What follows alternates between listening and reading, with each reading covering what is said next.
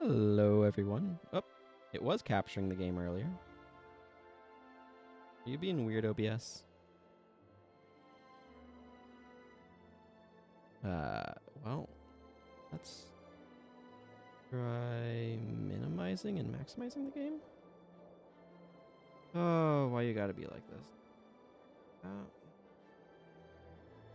Okay. We seem to be experiencing technical difficulty. I'm not sure how I'm supposed to address technical difficulties on this screen, but I'm just going to relaunch Guild Wars. If that fixes it. Yep.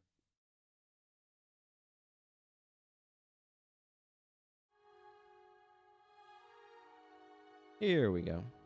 Okay, technical difficulties addressed. Excellent. So when last we left off, I believe I was doing the Crystal Desert on this monk in an effort to get her to Droknar's Forge. Okay, everything's looking good. The preview is showing Guild Wars. That's what's important here. All right. I don't know why things sometimes go wonky. Whoever knows why things sometimes. They have a bunch of Elonian mirrors, which have absolutely no use here. Filling these books out is actually going to be a huge help later, but okay. Here's my intermission button. Nothing in particular that I need to bring here, right? We're just doing dunes. Hope everyone is doing well. I have been doing reasonably well, I suppose. Reorient myself to playing this game. I have been playing Guild Wars 2. Hey, Mana Guy. Good to see you. Got where I want my microphone. And I've been playing Silk Song. But it has been a while since I streamed.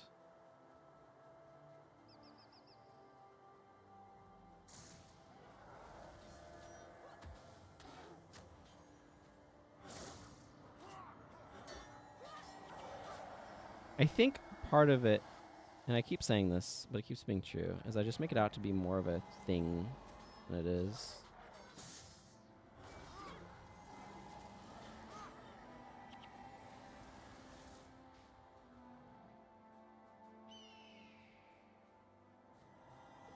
A bit of a pointless heal since he'll just regen, but... Man, I love the Crystal Desert.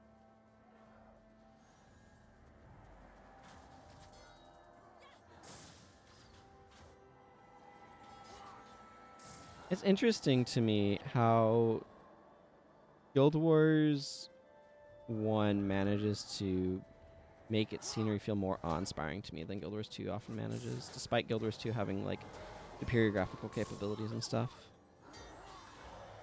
I'm not really sure why that is. Like, something about this landscape... Here, you're in my... land. Something about this landscape just feels broader and more vast and more spectacular, and I'm not, like... Is there just a scale difference somehow? Like, what's going on? I don't know. It baffles me. What also baffles me is why this map is so freaking huge. Mounts definitely contribute to it feeling smaller.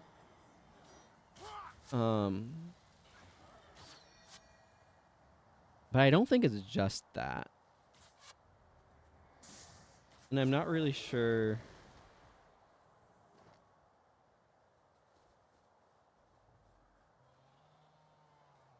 I'm not really sure what it is, because I think it's more than just mounts.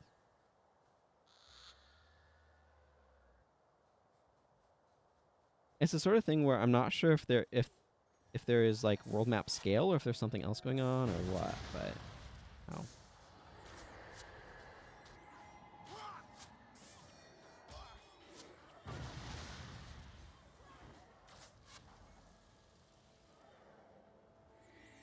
But I know what you mean of like reversing it can definitely, like the speed at which you get across it can definitely affect that.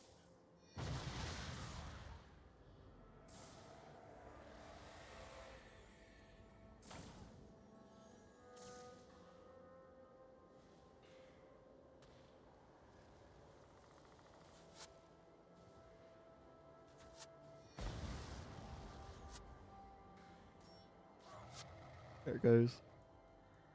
But I think there's something like, well, part of it too is Guild Wars 1 doesn't let you just go wherever, right? Guild Wars 2 uh, is much less constrained in terms of movement, even disregarding mounts, which blow the whole thing wide open.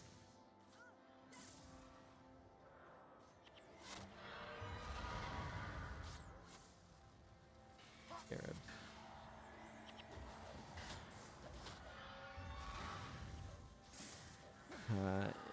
In World of Warcraft, when they added dragon flying everywhere, I need to pay attention to my health bars. Which is 2 times faster than old mounts. It made all the old zones feel so small in comparison. Yeah, I can definitely see that being an effect. I think part of it too. Inside the Temple of Ascension. Okay, yeah, that's nice. I think part of it too is like the action-oriented nature of Guild Wars 2 means that you're always kind of like going, so you hyperfixate on your goal, and I feel like the design of Guild Wars 1 is maybe a bit more conducive to like paying attention.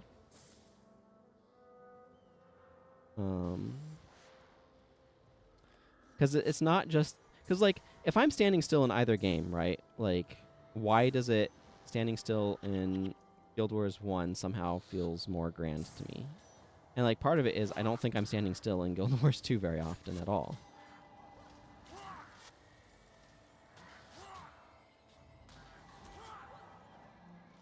I'm always like moving. Oh, there's some gold coins over there. I should go pick up.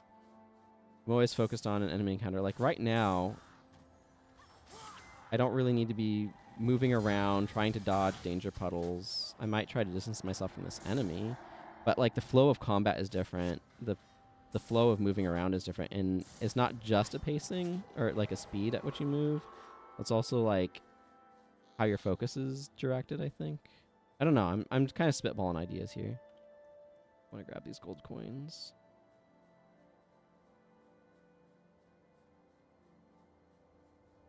This is probably not entirely worth it, but my gold.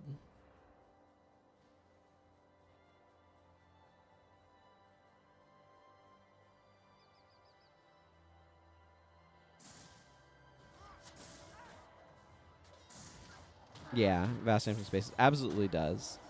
That's something that I was wondering too, is if there's like just too much detail. Like you really feel that with Elden Ring, for example, or Breath of the Wild / Tears of the Kingdom. Is like you get those long distance views.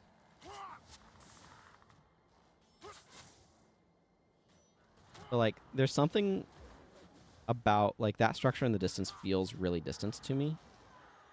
And if I bring up the map, like it is over here, so it's not like super far away, not super close either. I don't know. I'm trying to evaluate that, but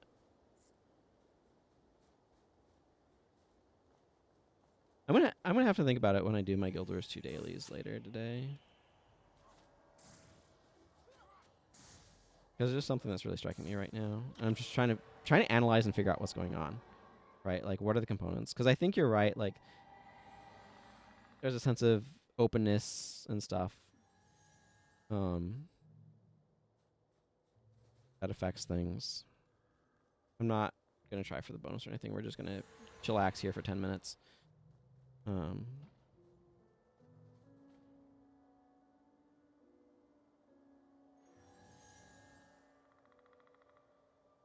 Like I think another thing that affects it a lot, actually, I don't know. Again, spitballing ideas, but I have plenty of time for it.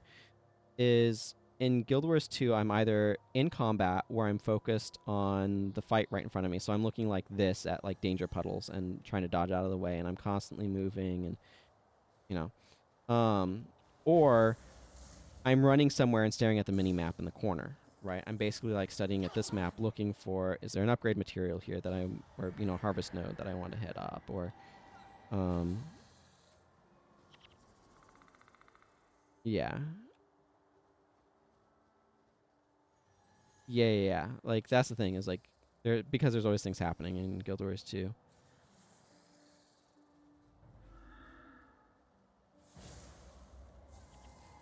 It's just something I'm thinking about.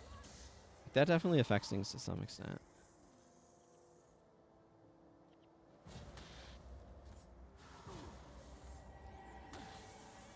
I'm getting some strong heals off of Sasuke and Maloney here. They're really pulling a lot of weight.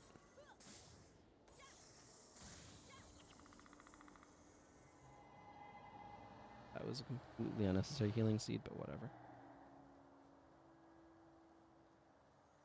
What I'm saying is I feel like Guild Wars 1 maybe gives me more of a sense of like ability to be looking around at the environment and seeing what's going on around me.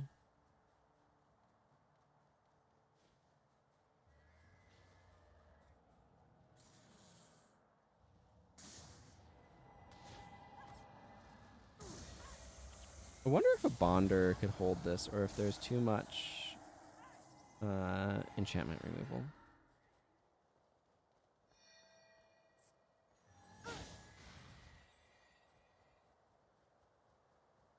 Okay. I need to keep an eye on this group over here. Because a lot of them kind of stage where they kind of hang out for a while before going in.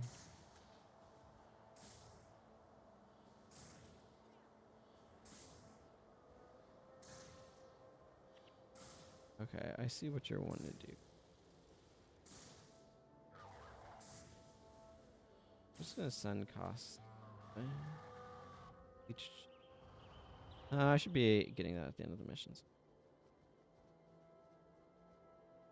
Like, one of the big complaints I actually have about Guild Wars 2 in a subtle sort of way, of just like something that I think detracts from the experience a lot, is how much I feel like I have to be staring at that mini map to try to navigate or figure out what's around me instead of actually just looking at the world.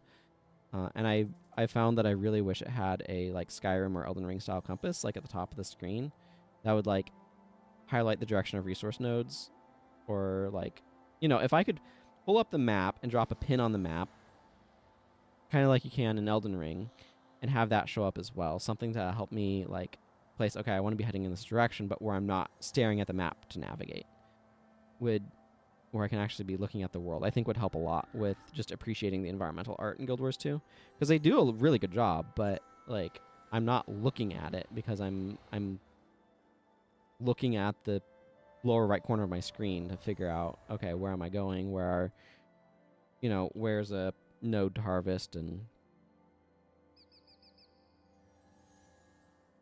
whatever other things I might be trying to get from there.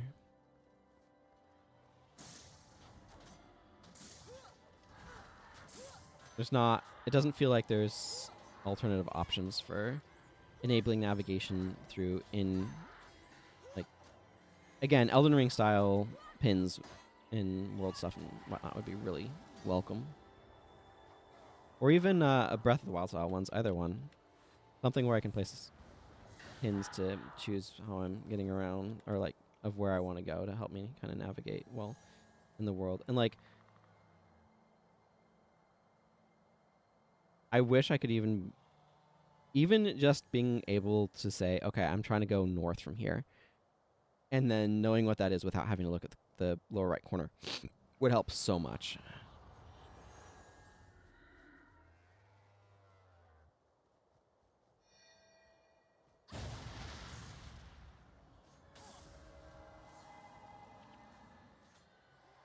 That was a Milani heal, I'm almost certain.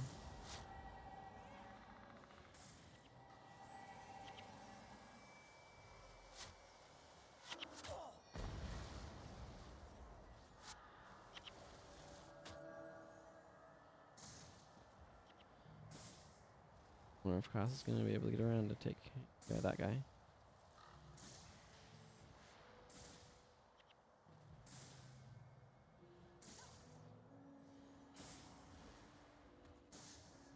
Milani has. Milani's figured it out. 28 gold coins. Okay, I'm just going to flag my guys over there and go grab those gold coins. they should be able to keep the ghostly hero alive if an attack happens, which I don't really expect. But I do want to pick up these gold coins. Because I think I need to do this Ilona Reach and then Augury Rock, which is going to be a pain. Augury Rock is a lot easier once you have some PvE only skills. My secondary Necromancer. Yeah. I don't even know what I'd do that would be.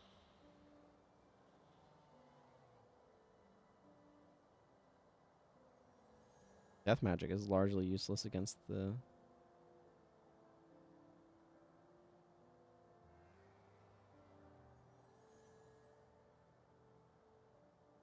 Hmm.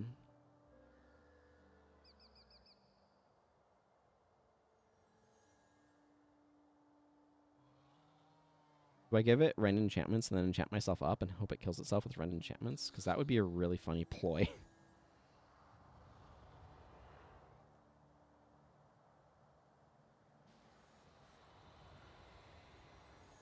Like if I had... Well, the Divine Favor Hammer doesn't even do that much good for me, Frank.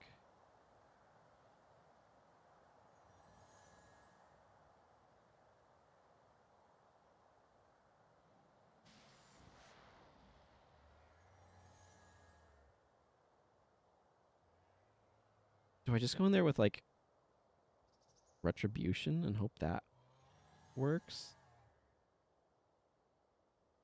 Because if I sit there and don't attack it, and it attacks me and kills itself with Retribution, then I have to be able to survive, which seems like bad calculus.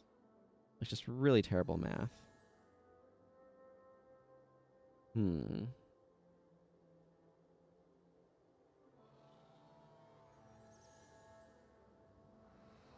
This might be tricky.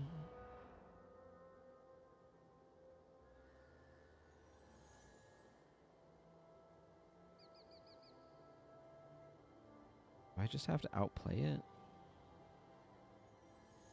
How am I going to approach this?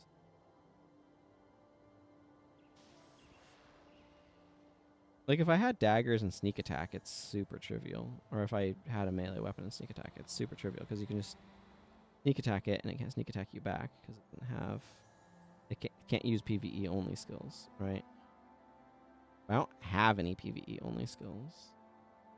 I have to actually, like, beat it somehow.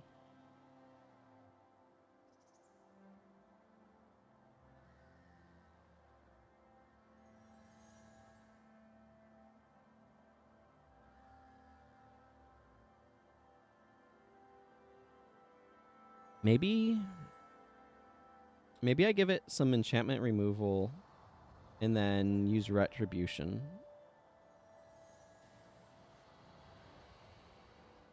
Because if it blows its efforts on stuff like that, maybe that would work.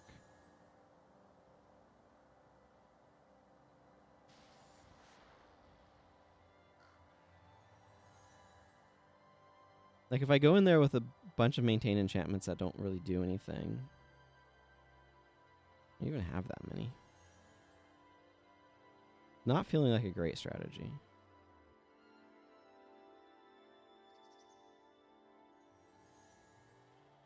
I guess I could bring like 5 and then use like Retribution and then hope it kills itself with Chillblade's poison and rend enchantments. I guess I could theoretically bring like Price of Failure and Retribution and not attack. That seems like a reasonable plan. Or a plan. I'm not sure if reasonable actually fits into it. Okay, I need to do Ilona Reach. What quest do I have?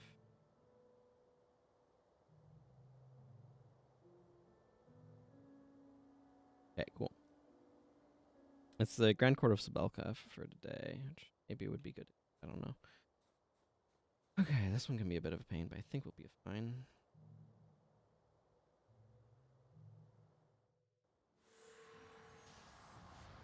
One second, I need to rearrange some cups of water.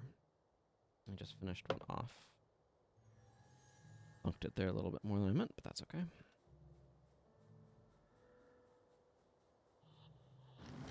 Give me your rocks. And I've farmed the Minotaurs here for...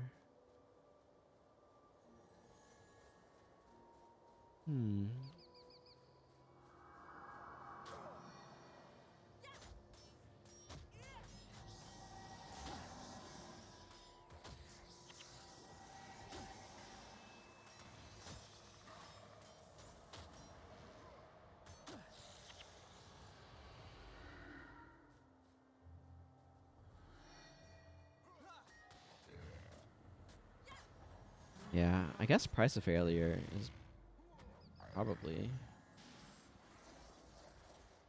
like, just use that in retribution and hope that works. Guess I can try that.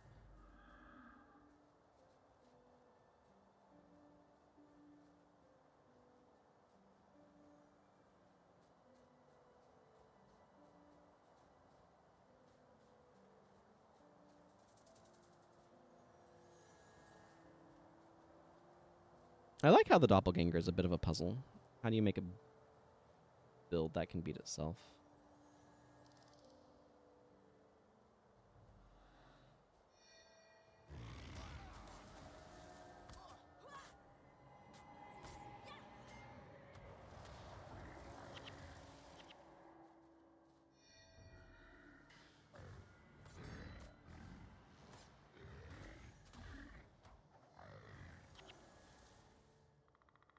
And Guild Wars 1 buildcraft is just 1,000 times better than Guild Wars 2 build. I just can't get over that fact. It's...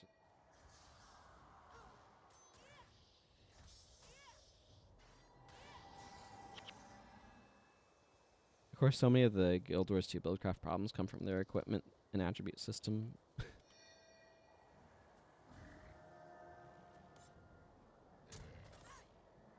Yeah, frenzying the doppelganger. Frenzy the first time you did it. Yeah. I mean, that's certainly a solid strategy, right?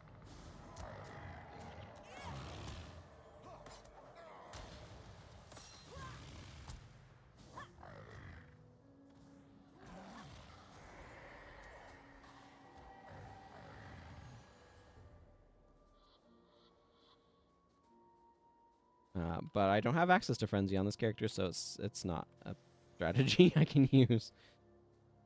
I'm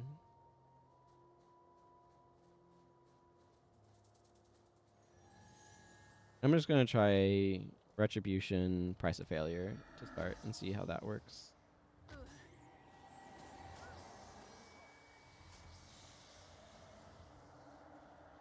It might also be that price of failure guardian is a really good combo. That's something that I should try as well.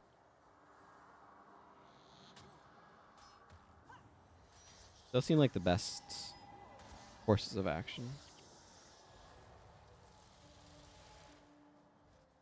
Since they use 2 different attribute spreads, I'd not try them back to back or like in the same run.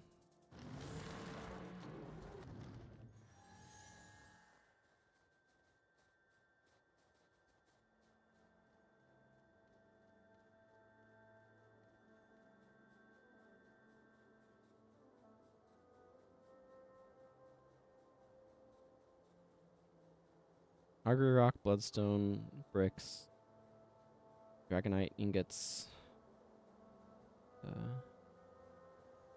Everyone's favorite Imperial Stars, I think. I'm just thinking of Vision Crystals crafting recipe from Guild Wars 2. Because Vision Crystals are in the Wizard Vault, I have way more of them than I do the lesser version. It's funny. Man, Guild Wars 2's crafting system is also terrible. So overwrought, and I hate the timer as you make a thing one at a time. It's such a waste of lives.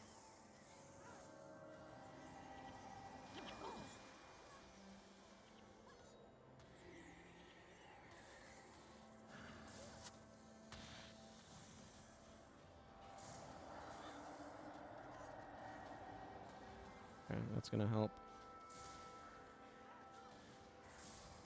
Oh yeah. Wow. Wow. Okay, she's being absolutely hammered.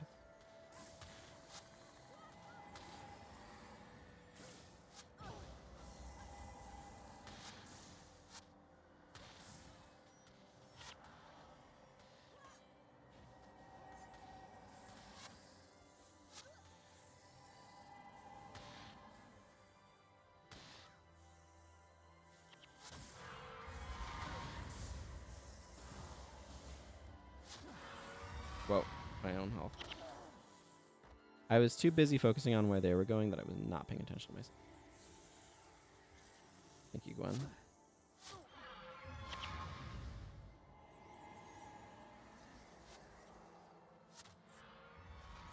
Hey, Mr. Jack. Good to see you. It's definitely been a while. I have not been streaming. I guess I've been streaming about once a month lately. I keep saying I want to increase the frequency, but I keep having, like, other things that I'm also trying to do that make it hard to actually do that.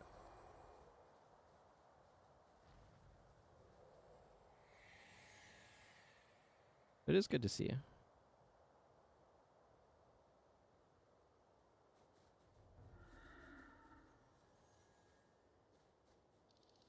Hope you're doing well.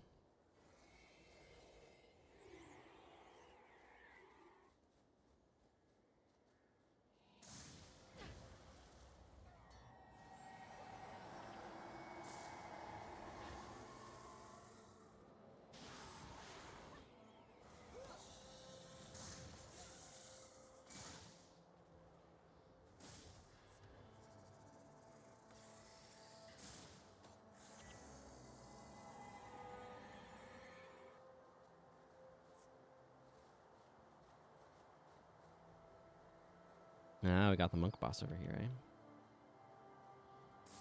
Whisper in Sani.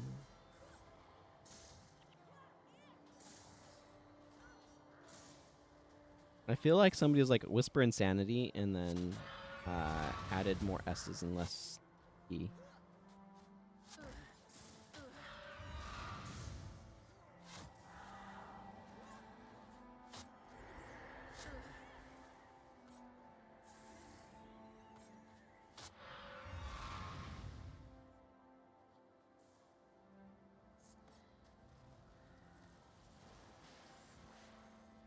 Okay. Okay, thanks to Charge, they are in fact not crippled, which is important. Means they'll be able to keep up with me. This stands, sir. Yeah, it's been a long time since I've done a full player party.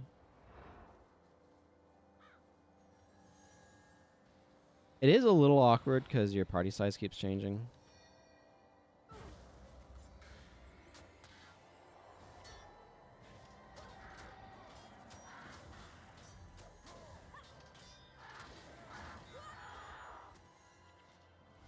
By the way, happy Speak Like a Pirate Day.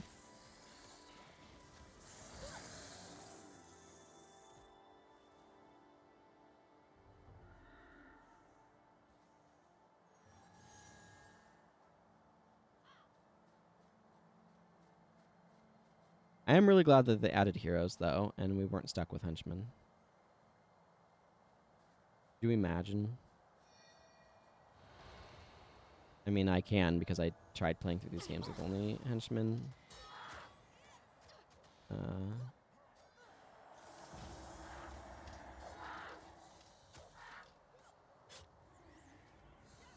It went poorly in spots. Like the Jade Sea. The Jade Sea henchmen used were so bad. I also remember struggling here in the Crystal Desert in that slow playthrough.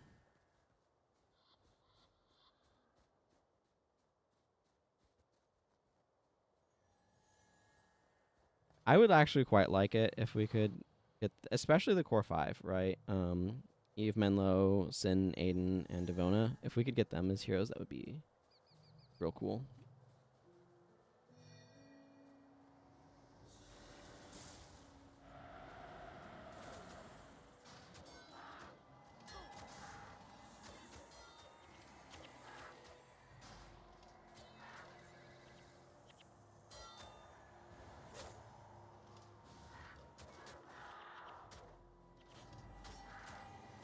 Maybe I wouldn't expect it, but I mean, if they made a hero pack where you could like get the henchmen as heroes, I would.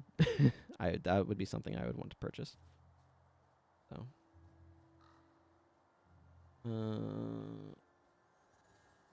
okay, we're just gonna take out this group, which is probably fine. Frankly, I'm really happy this game is still around.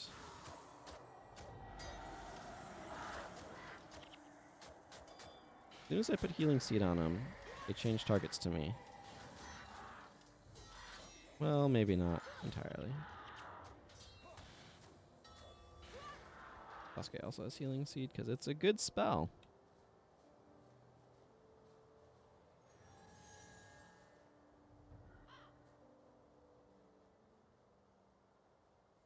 Oh, no, I've just not been playing enough for it. I'm quite a ways away from UAS. It's a long road. Like, I don't even have all prophecy skills unlocked. I am certain of that. Not to mention, like, I've gotten barely anywhere in Nightfall.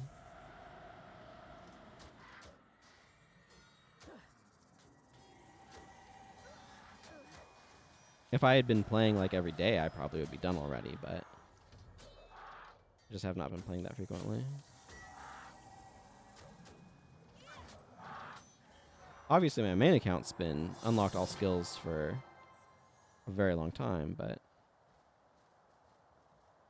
I've gotten as many skills through quested rewards as I can. But keep in mind, like that doesn't even give you all prophecy skills. That gets you a good chunk, but definitely not all. And then you need a lot of money to be able to buy skills, and a lot of experience to get enough skill points. And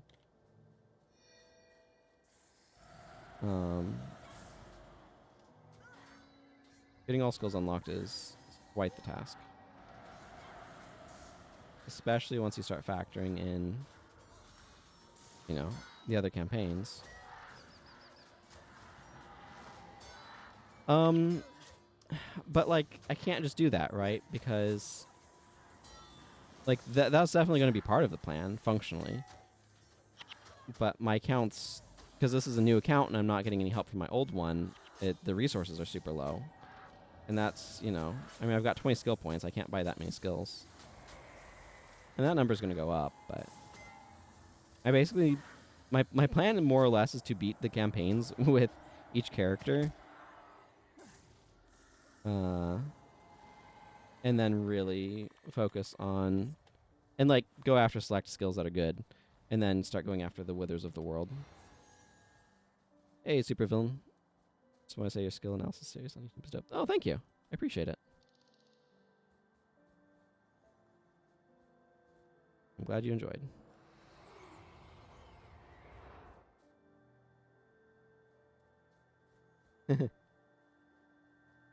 Yeah, definitely been a popular one over the years.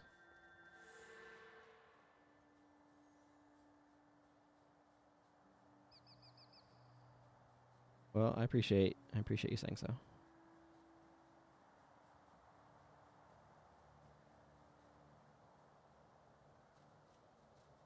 This. I think I'm gonna go and disable this splinter mine. It's just the same thing, right? Yeah.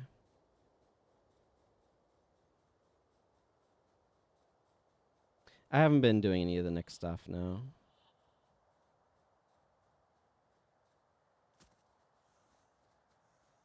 I haven't wanted to do random farming. I like filling out the books, honestly, is going to do a lot as well. And when I get like a lot of it is just some of the initial phases of like getting characters set up too.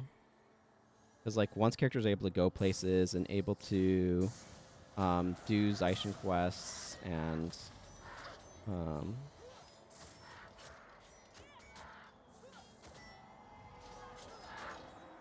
things and like vanquishes and stuff like that, it's going to be a lot easier to actually get money. It's just when you're in the early phase and you're still struggling to get the resources for maximum armor and like, it's a very different phase. It's been interesting, sort of seeing how it kind of plays out, but it is definitely a very different phase. Am I gonna have to worry about those guys? Probably not, right? Looking at this boss group down here. And there's definitely been a little bit of redundancy. Like, I've gotten a number of monk elites on my whammo because I wanted them available for heroes, right? But I'm gonna, like, get them all on this character too, probably.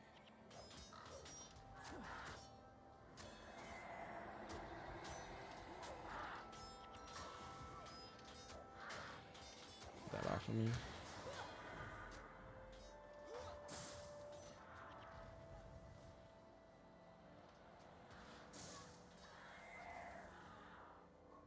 Sure, but I might want to hang on to it, at least on some of these characters. How much does the minus 50 Cesta sell for?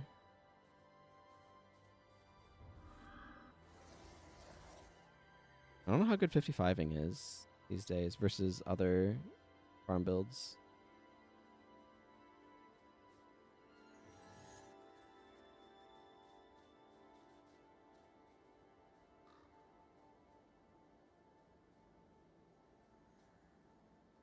I love that 55ing exists, though.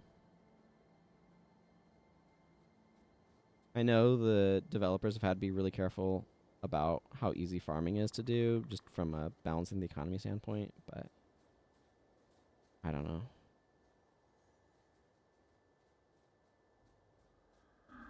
Really? That's honestly an effective farm is just if it's seriously 30 to 40 ecto, like just making a new prophecies character and running them through the Cities of Ascalon quest might not be a terrible farm. Or a terrible, like, run or whatever to be able to get that.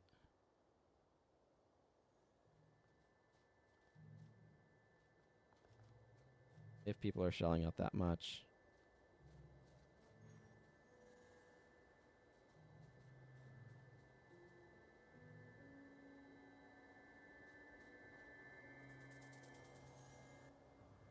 The Yeah, vision crystal is complete.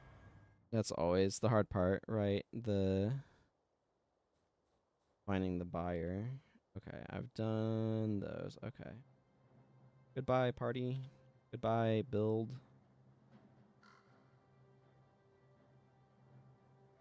Do I even have... No, of course I don't have any other... What am I thinking? One hat pony. Like that. Okay, this might not work. It's just going to be... Intra's first attempt at beating the doppelganger.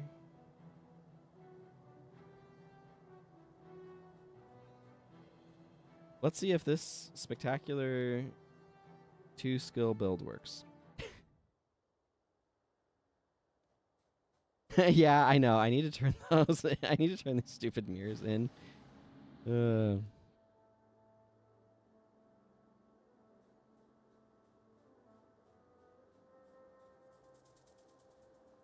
know, I really want like something that would let us see what ore looked like in its heyday.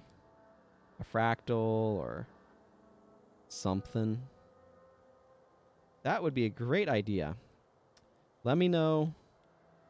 The problem is I don't have Insidious Parasite. So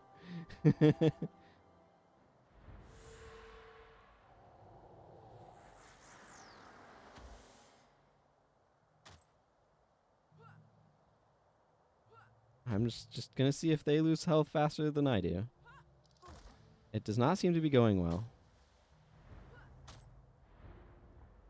Can you miss, please?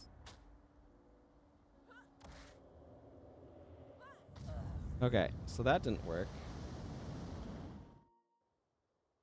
Let's try the other idea I had.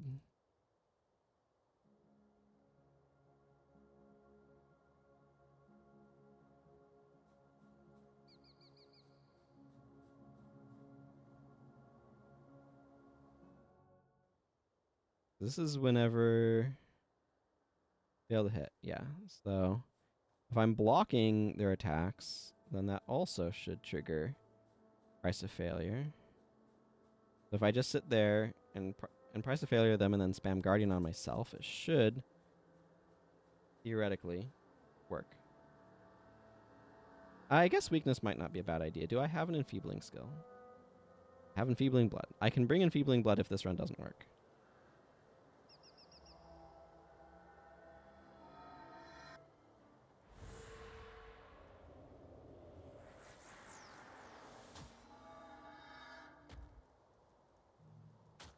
Am I allowed to...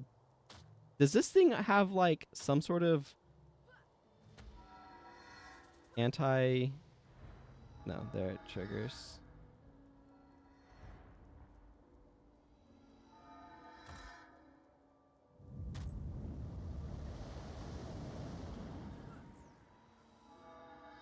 Okay, so this sort of works. I think you're right. If I did weakness, it would potentially deaden the damage enough that this works.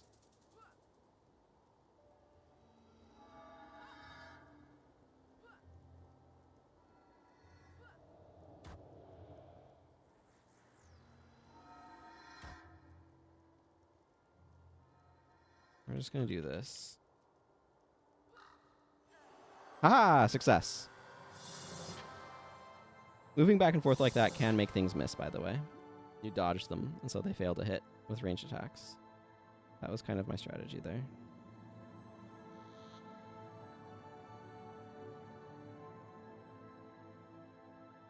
Reach out and take hold of your destiny. Your ascendance is now complete.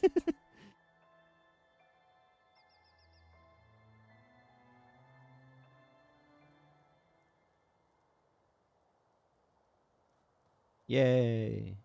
I've ascended.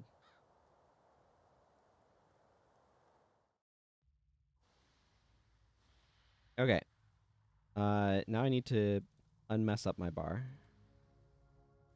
My poor bar. Actually, I think I'm gonna go at 10, 10, 11 builds.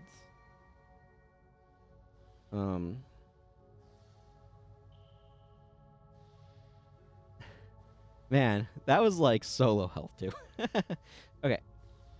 Don't know if I'm gonna want Guardian or not. I do want a Signet of Capture here.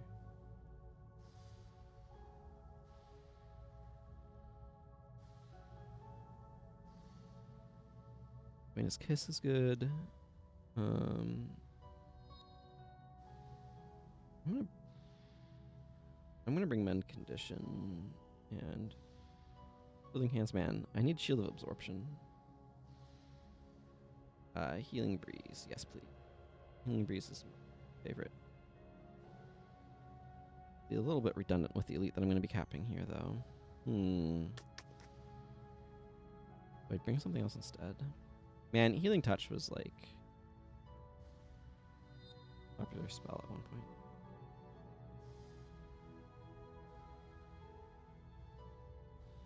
I just don't have that many options right now. Oh, maybe I want to bring Hex Removal instead. I can put that on other people though.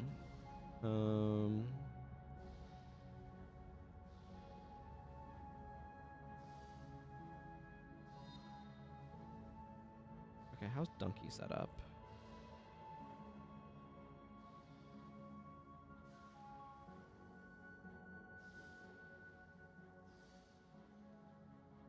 Oh, he's smite.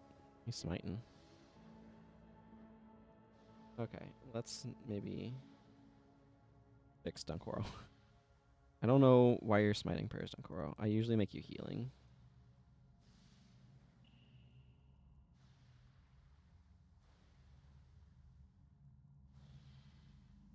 You know what? Let's do healing smite. Why not? I'm feeling spicy.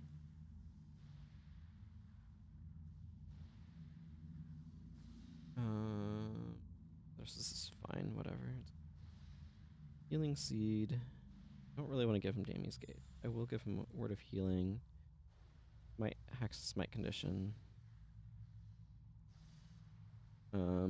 Castigation Signet would actually be pretty sweet here, but somebody doesn't seem to have it, and that somebody is me.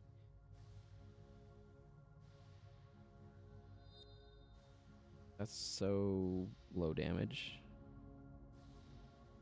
This doesn't feel worth it.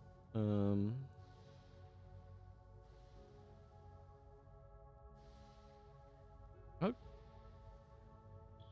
give you Healing Breeze. Sure, that seems. Do I have Shatter Hex? I do. Do I want to bring Shatter Hex?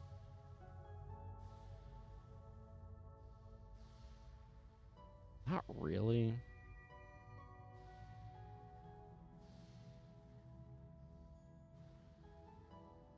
Man, you need Rodgort so badly.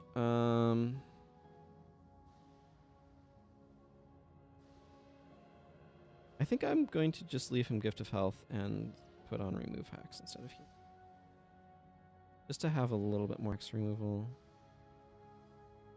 Yeah, this is all probably fine. We've got 2 Imbue Healths, too. Yeah, I'm kind of low on choices. So I think the hate for melee heroes is maybe a little exaggerated, but it's not entirely unwarranted either. Yeah, I just got a bajillion skill points too, because they give you so much experience for beating Augury Rock. Okay, is there? Probably should clear out my inventory, right? What did we get in this Arcanist Wrappings? Scouts? I'm gonna hang on to it and check it, but if that is worth anything, I will be absolutely shocked. Go to my pile of stuff. I feel like I mostly just want to salvage things.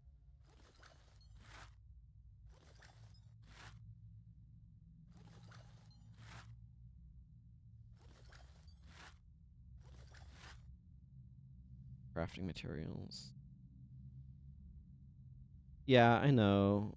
Claude is decent, especially because of Blood Ritual, but it's fine. Not gonna be a problem. Oh yeah, I do need to drop by TPK at some point. Fight the Darknesses eventually. That's a ways off though. Okay, good. Let's do this.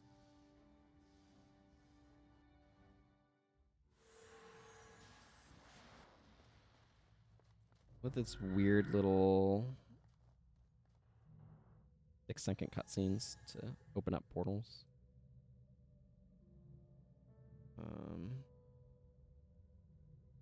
Yeah, that's one of the things actually that makes the NPCs or the henchies in the Jade Sea so terrible is you don't get access to a necromancer. So you don't have a blood ritual. Or there might be a necromancer there, but you don't have oh, you know what? I forgot the party heal skills. That is going to have to be okay and just a thing that I forgot. So your monks are just constantly out of energy. Monks are also just worse than the Echovold Forest ones for the henchmen. But the lack of... Man, I really screwed up by not giving anyone Heaven's Delight.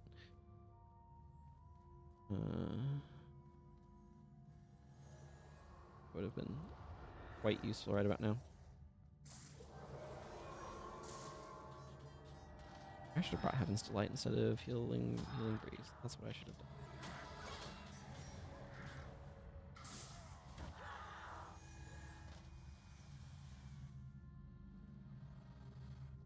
There are a lot of faction senshis. For some reason, the Jade Sea has like 3 rangers. And I don't think it has any necromancers, or if it does, it's Sue, who is a minion master. Eve is your like sort of generic necro with blood ritual, basically reprising the role she always has.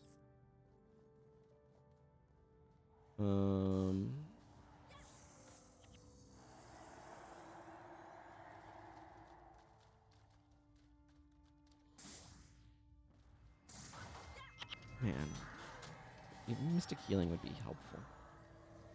It's really hard to know what protection spells to be using too. People are just... I can't target myself with that. How that skill works.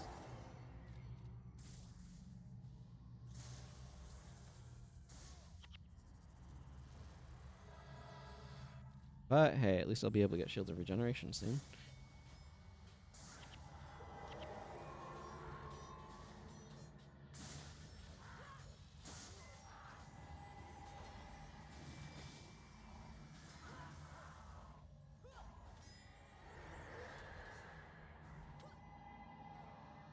I honestly think Prop Monk is a job better left to the human player if you're doing 2 monks. Then you don't worry about pushing bars up.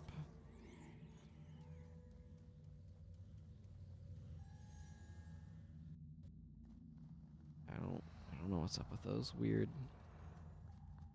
Because this is kind of redundant, having both of those.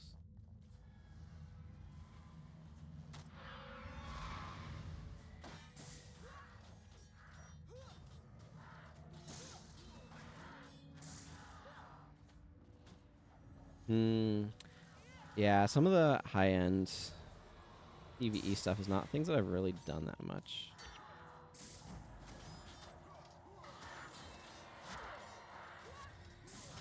But I love those sorts of builds. They're so cool.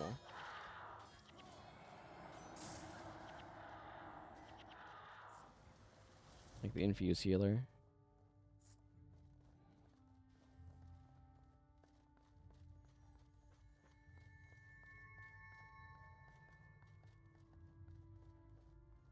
Sure. I mean, there's no reason you can't use it elsewhere, right?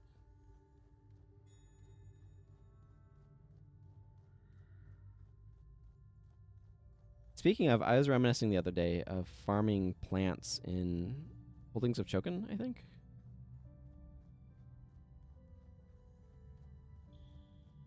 Doing that on my Ellie with an Earth build. Sliver armor going crazy. I have so much health regen right now.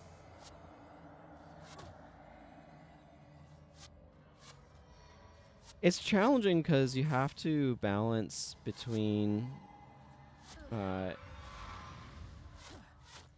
directing, like paying attention to a lot of different things.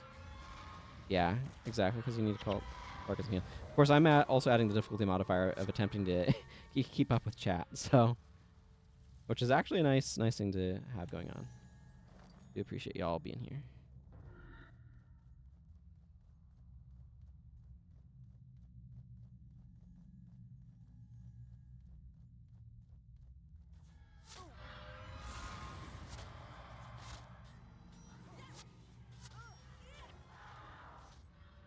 How much throw dirt in a day? Definitely some.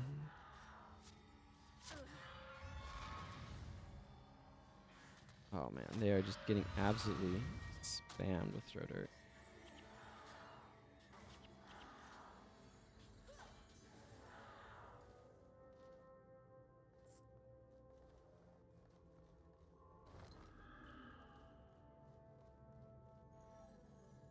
Okay, facet of nature. Show me your Melandri's resilience. That is not what I meant.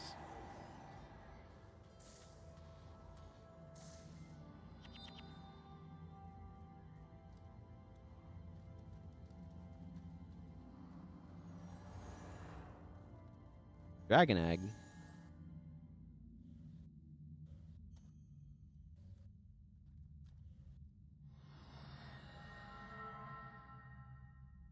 If you can manage it, yeah, it definitely would help. Complicating the throw dirt would have black things out. Honestly, I should probably use complicate more often than I do. I think it's a decent skill.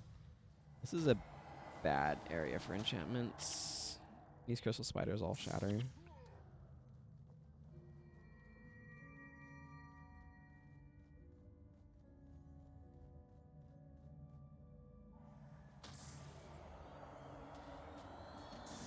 Honestly, I wish we had gotten a mirror of whatever hex removal sort of phrase we want to use.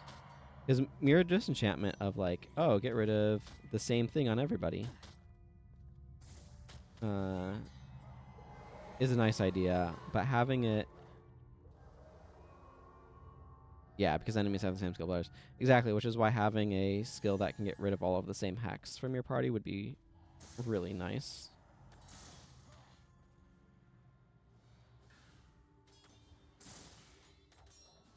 They'd probably make it a 25 energy skill with a 30-second recharge or something awful, but... And then everybody'd complain Hexway is too strong. And I'm like, but you didn't make the tools to fight it. And... Or, like, the tools that are there to fight it are garbage.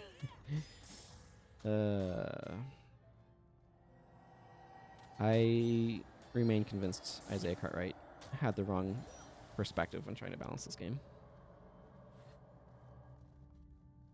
I don't know exactly what his background or framework were for sure, but yeah, Hex Eater Signet works quite well if you're getting hex spammed. Like, withdraw hexes should be like a golden bullet against Hexway. There's just like, let's not stand there. If you're like, but it's designed such that it works worse the more hexes it removes, which is the opposite of what you want. You want it to work better the more hexes it removes. I am getting absolutely wrecked here. No, Sasuke is getting wrecked. I don't know why I tried using a skill that is not healing skill him to make us help. But yeah, well, part of it too is like withdraw hexes is designed where its recharge gets longer the more hexes it removes. If you want it to be really good against hex teams, you give it kind of a longish recharge, like 60 seconds, and then you have it decrease for each hex that gets removed. So that way, if a team is dedicated to spamming hexes on everybody, it's just like, oh, this recharges instantly, and you can just keep stripping all of the hexes off. But if they only put like a couple on, then it still has a really long recharge, and that would be like effective against some of the Hexway stuff that was plaguing PvP for so long. The combination of snaring you in and energy burning you in Chaos Storms and stuff is pretty effective. I have BIP unlocked, but I also don't really have a great choice for bipping. Vec, what? Okay, whatever. Vec will find his way here. Well, that sucked.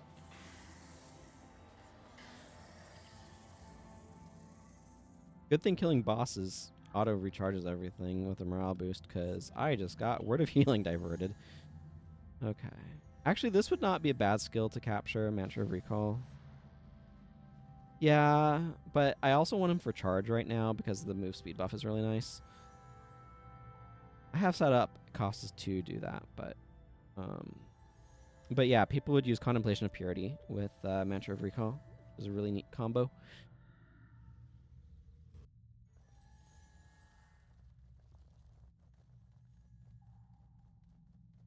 This is a good map for Contemplation of Purity, or this section right here, because of all the automatically applied Death Nova. Okay, we'll do a lot of Unconditioned Healing here. But yeah, between his durability and his the fact that enemies don't tend to prioritize him as a target, Haas does do a pretty decent job dipping.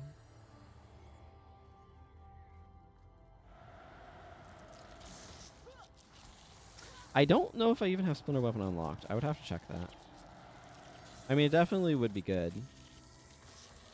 I haven't really been thinking that hard about team composition, though.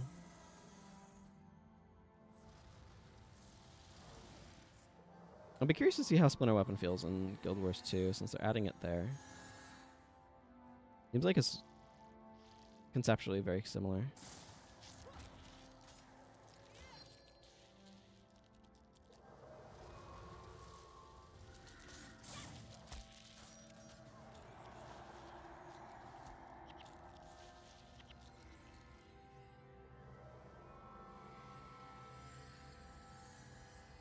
long is this? 15 seconds.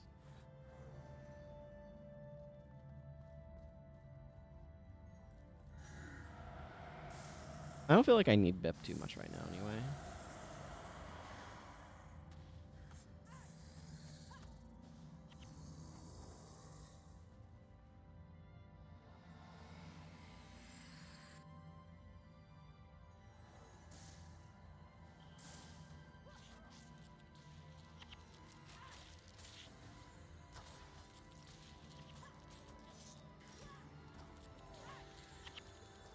But it would help recover from all those mesmers draining all of our energy. How do I feel about their adding Writ onto the Necro and GW1? They're separate classes and interact with the dead in very different ways. I'm quite fine with it. I think there is an argument that Revenant is playing in a similar territory to Ritualist, and that perhaps... but the thing is, like, mechanically, it's in a spot where it might be a little tricky.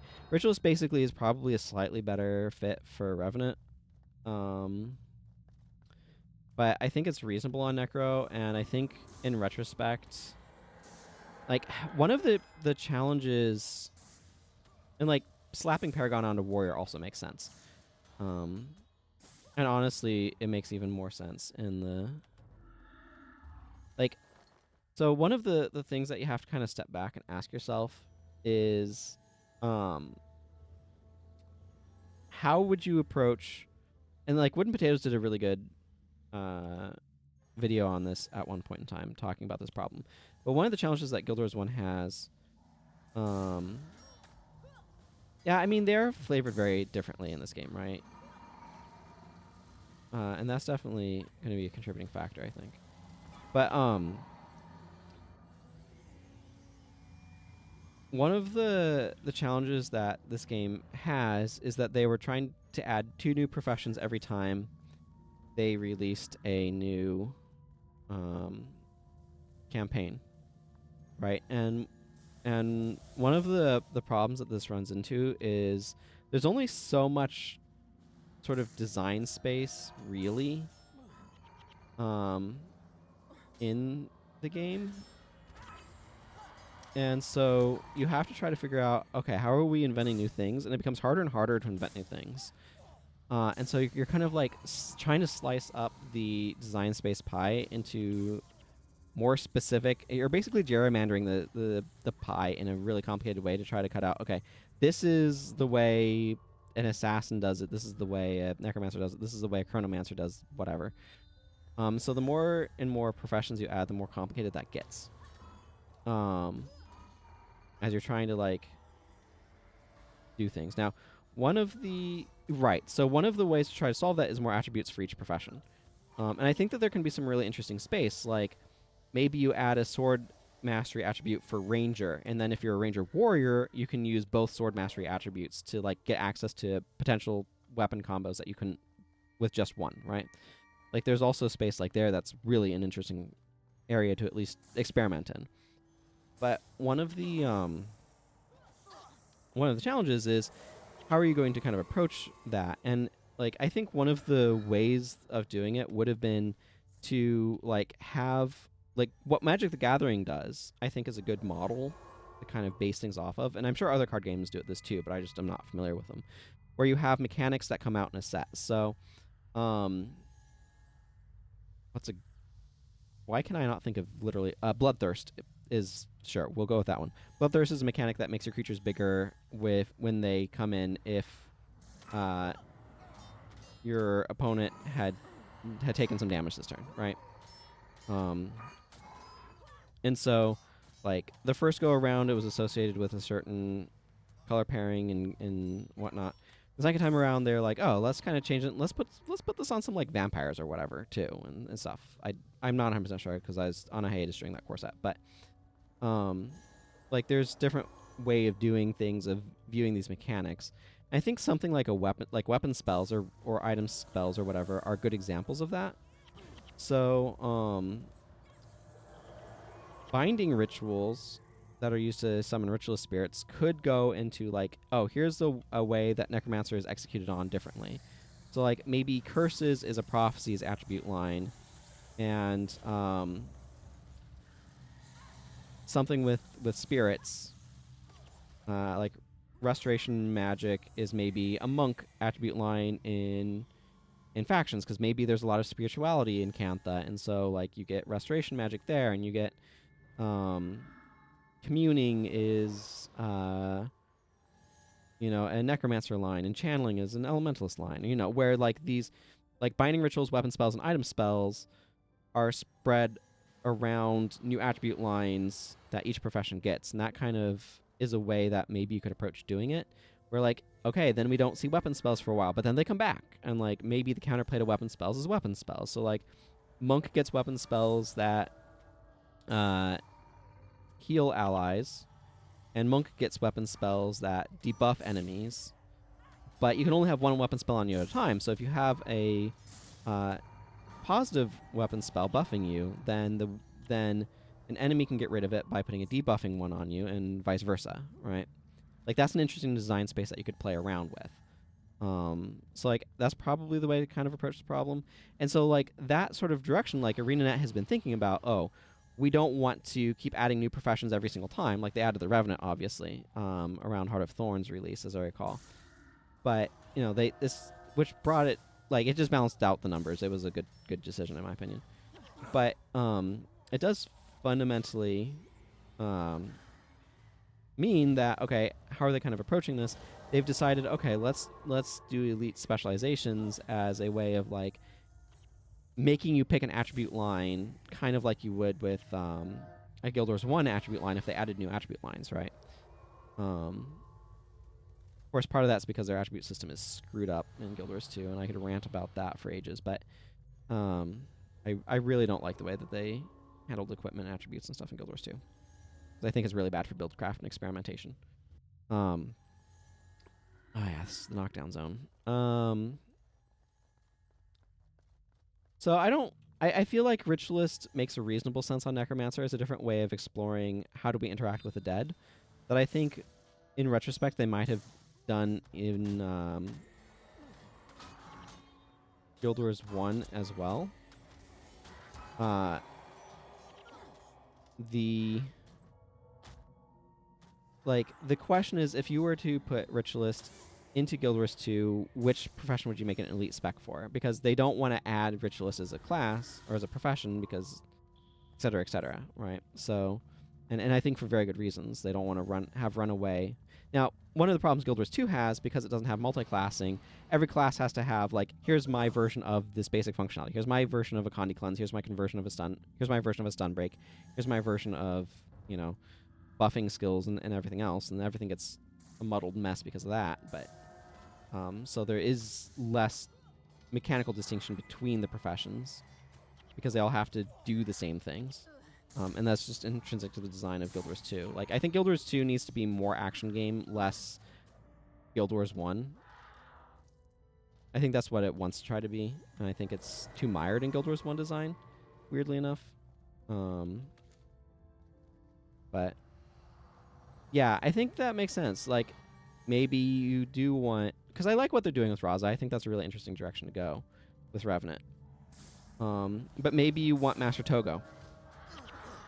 Right? And Master Togo gives you access to Ritualist stuff on Revenant. And I can see... I think there's a really strong argument for that as well. I think Revenant is the logical alternative to Necromancer.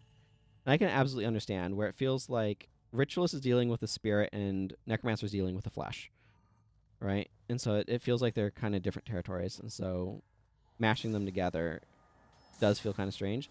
But like at the same time, it also lets you like bring in some of the things that you could do on a Rit Necro or Necro Rit, where you do have overlap between skills and stuff, where like Necromancer or like Ritualist Necromancers could do minion bombing with explosive growth and stuff. And so there was synergy between those two professions in Guild Wars 1 that, because they're making the Necromancer a Ritualist in the way that they're doing it, allows them to be able to have that synergy in Guild Wars 2. So there's an argument for doing it that way as well. Which, you know, I can appreciate.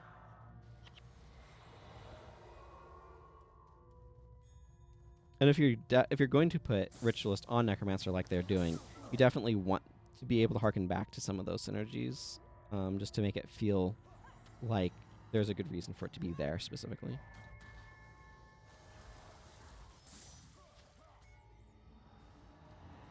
Okay.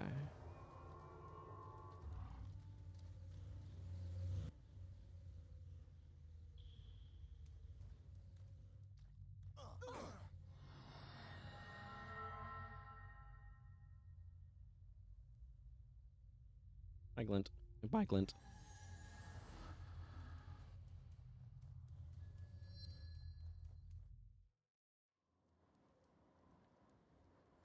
Finally, I'm in Droknar's Forge, where I've been trying to get to for a while now on this character. Okay, so the first thing I want to do is open up this. We'll see what I can afford to make. Because I want to get her armor here, but...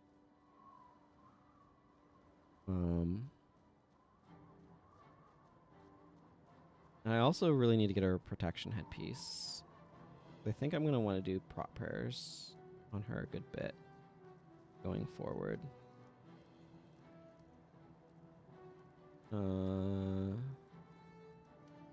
Yeah. So the problem is I don't have enough parchment. I have more than enough feathers. Let's see. 136 wood. Chuck. How much wood would chuck of woodchuck could chuck wood? Okay, I don't want to do 136 divided by 5. Well, 135 divided by 5. Let's see. That's going to be 7. 135 part. And 100 divided by 5 is 20. So that's 27 more. That gets me a chest piece. That's probably worth.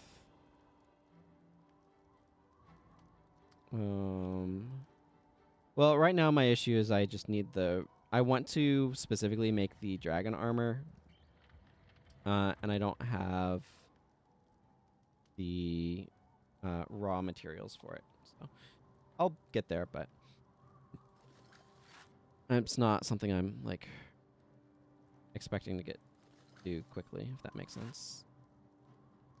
I'm expert salvaging these because I might get better crafting materials out of them, and I am not. What's this? Yeah, a wood. Nice.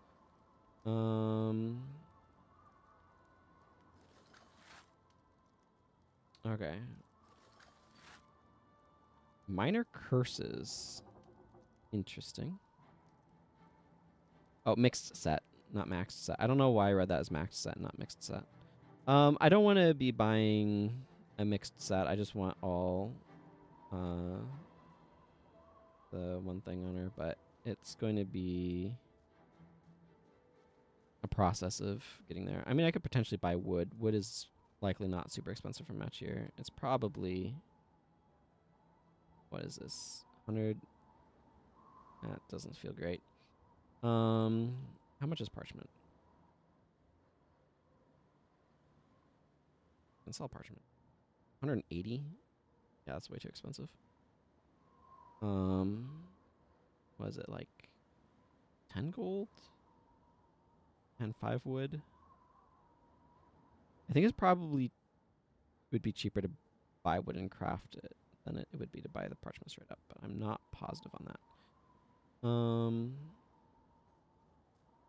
The other thing too is I need access to an artisan, which I mean I can, but like runes. That's what I'm looking for. Runes. Runes. Here you are.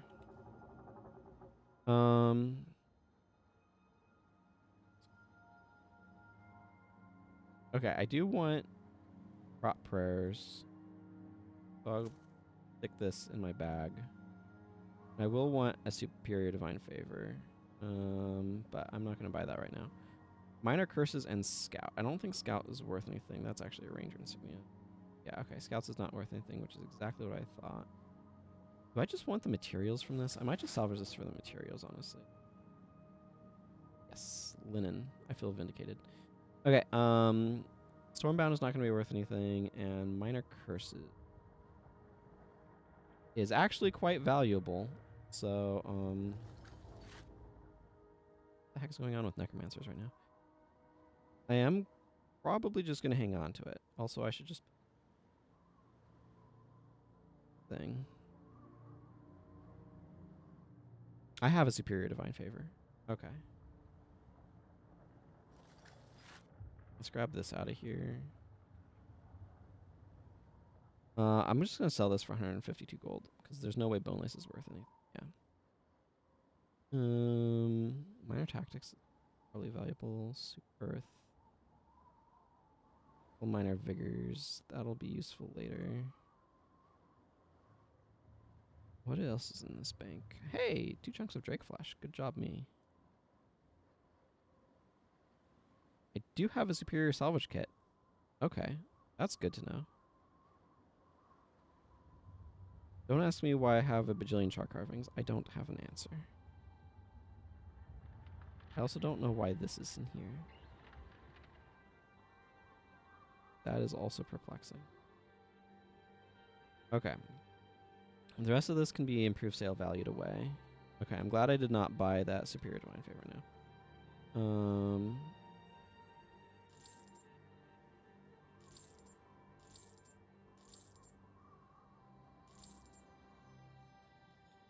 Okay, I don't have Ascalon on this character.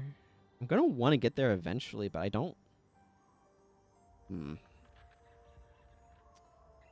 I just go...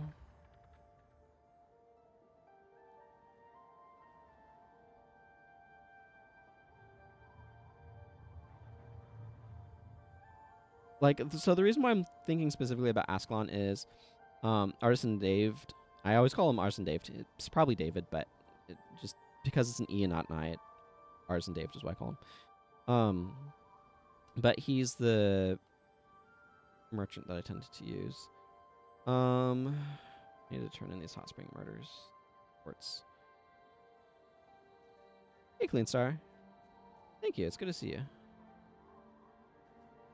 Okay. I'm probably not going to worry about this right now. Where is... I closed my bank like an idiot.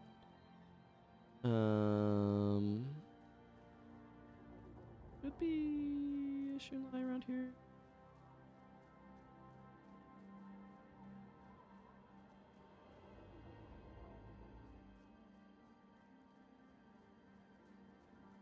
I can also go get UA, which might not be a bad plan.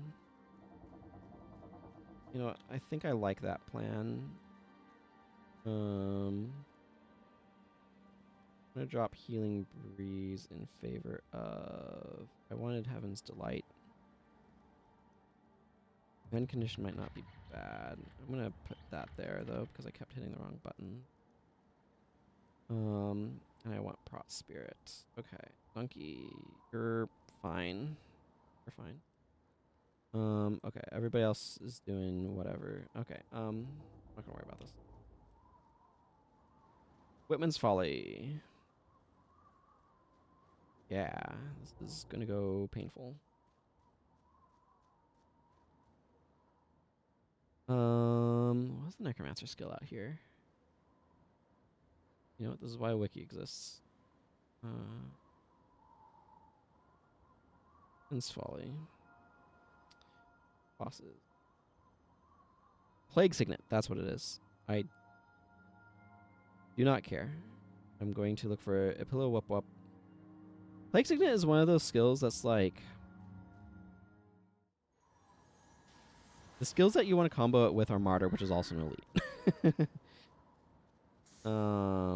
That is what I have to say about that one.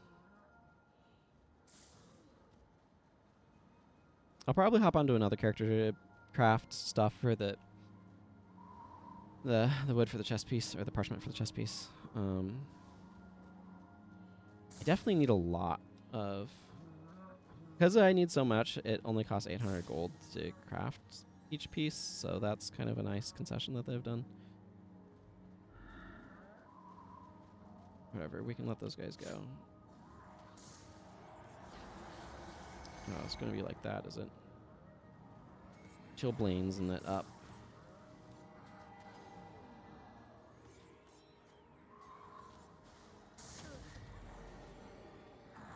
Because I know my armor's low, I wanted to bring Prot Spirit.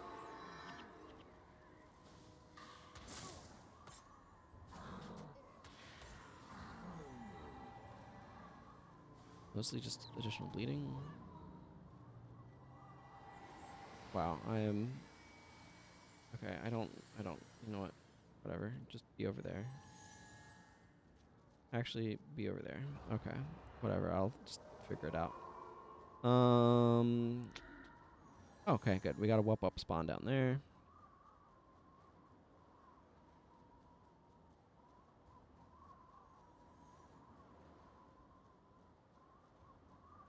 Question is how to get down there. I need cap. Need whoop up. This go down. Sometimes the geometry here is a little unclear.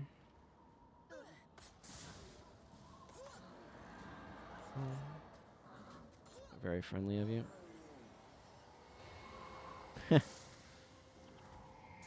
And I remember failing at Vanquish because something got stuck on a chest. That was sad.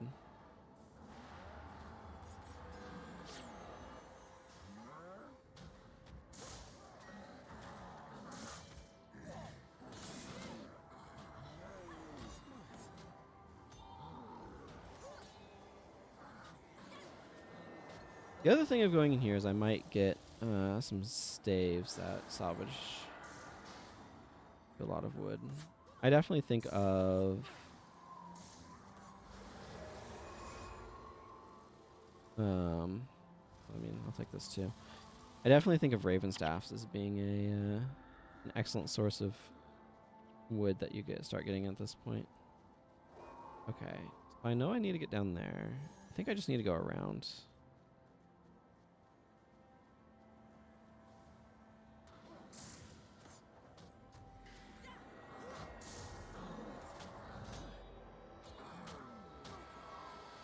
Actually, I shouldn't attack them because they might have counter blow. Oh, they just have hammer bash. Never mind. They might have counter blow. I believe the Ascalonian Grawl have counter blow, but I need to kind of go around some of these glaciers, ice cliffs. I don't know. That wind ambient sound is really effective at making things sound very cold. I don't know like what specifically they're doing to make a wind sound cold, but they're doing it.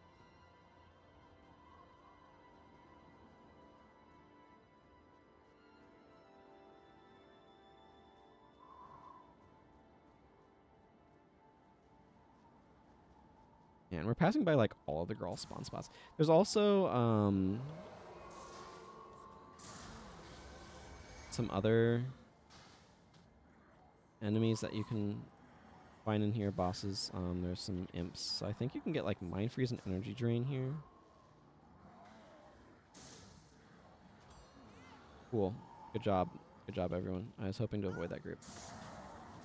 You probably were running from enemies and managed to lure this group over to us, didn't you? Yeah, of course I got Chill Blazed. Well, at least I know the other guy spent more energy. Blaze is 25. Prot Spirit is 10. Mighty Chill Blaze. Oh, good. See, exactly what I was looking for. That Accursed Staff. Energy Drain at least is available in this area. I know that because I've capped it before. So.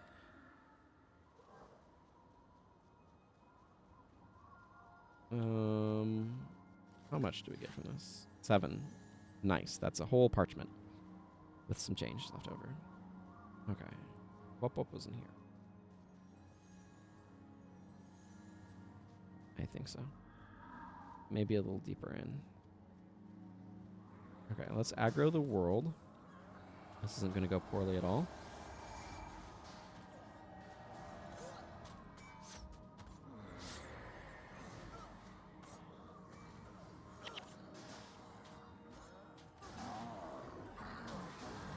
That was a joke, by the way. I knew it would go poorly. I think they might be in Icefall as well. They're for sure in Spearhead Peak. The right up over here. Oh my goodness, this is... Mistakes were made. Mistakes were made. What's my favorite class? So I like playing different classes, and I'm somebody who likes a lot of variety in what I do. So I think saying my favorite is really challenging from that standpoint.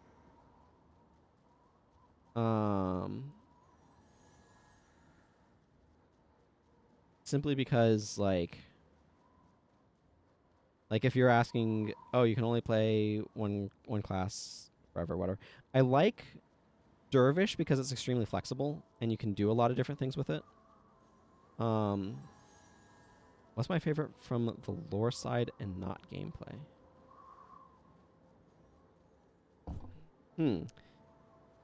That's an interesting question.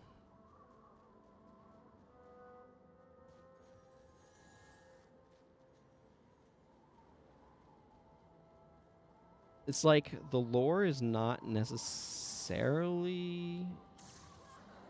I find it interesting how elementalists can serve all of the gods. But I also find it interesting how necromancers are not automatically the bad guys. Because I feel like in a lot of things, necromancers are inherently bad guys. And I think that that's an interesting... Like, some of the things that you get with Verada versus the other necromancers, like, shows a bit of complexity there that I think is pretty interesting. What is the... Is that a collector? Yeah. Yeah, the it's more further out where you can find the imps.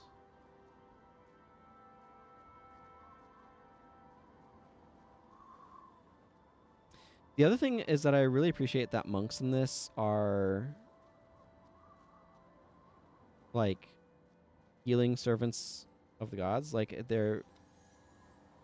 Monk being a martial artist feels like a very odd thing that's based on very specific stereotypes. And like I think it's Dungeons and Dragons like initiated.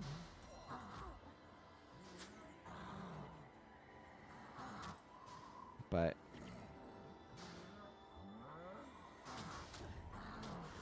from a design standpoint, I really like how bad monks are at healing themselves. Like they have a lot of heal others type skills. And just thematically, I like what that means. I need to make sure I'm keeping my dervishes' health up because they help heal everyone else. I have a hard time thinking.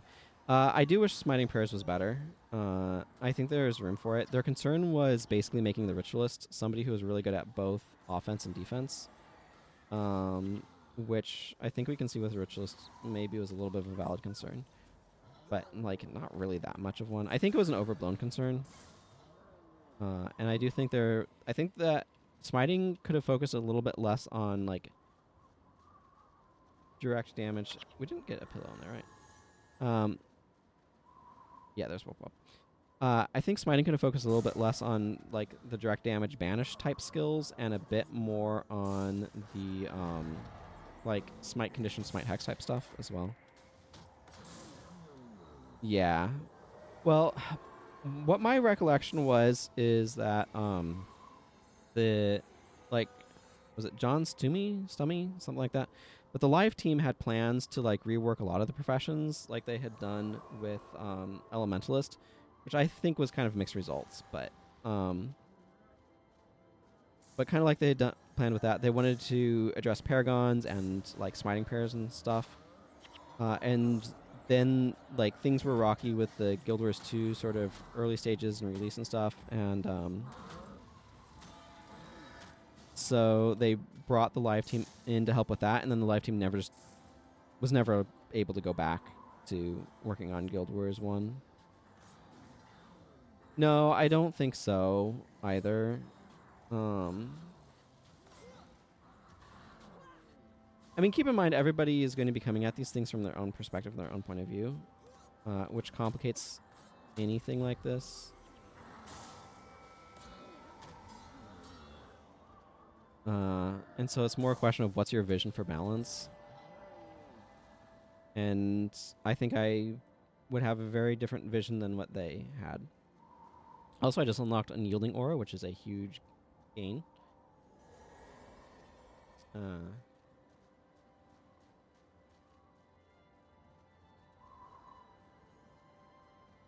Like, the Elementalist problems are complex.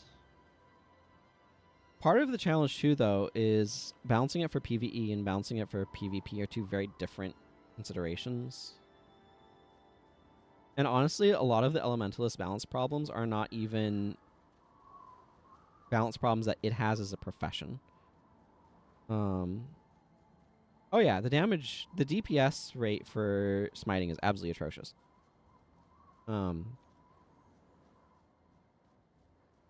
But that could in part be addressed by just kind of.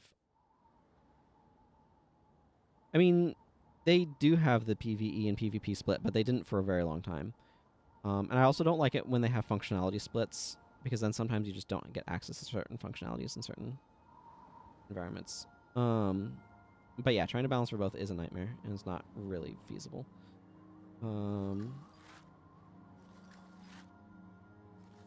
Plant fibers out of those. More wood. Excellent, I need more wood. Not something you say very often in this game, but here we are. I feel like I had a train of thought that I was going, and then it suddenly ended up falling apart. Survivors of Vitae. This one I want to hang on to and check the values of. Yeah, look at that. Leather and silk. Nice.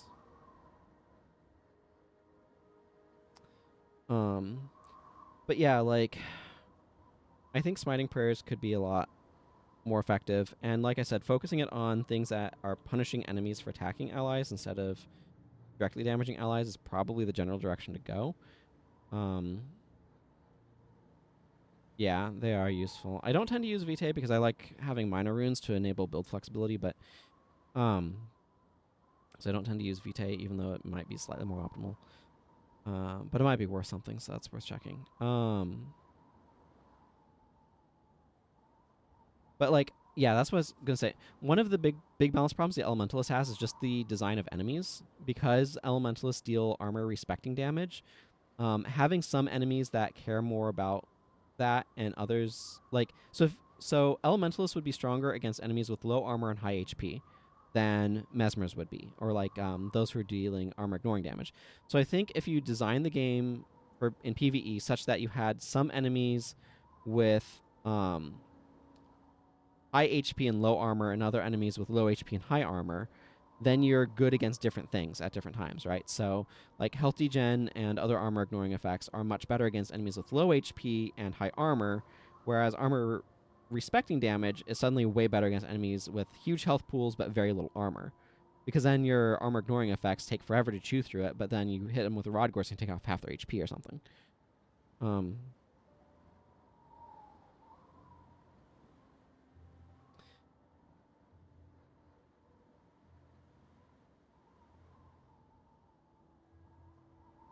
Yeah, the thing is, like, specifically going after undead is a little bit theoretically niche. I mean, there's definitely areas where it comes up, so it's not like that niche, but okay, I'm going to swap characters.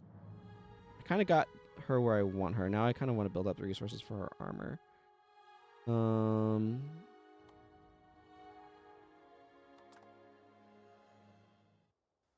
Yeah, it would be nice if Divine Favor felt like it was giving you Divine Favor on an offensive way as well.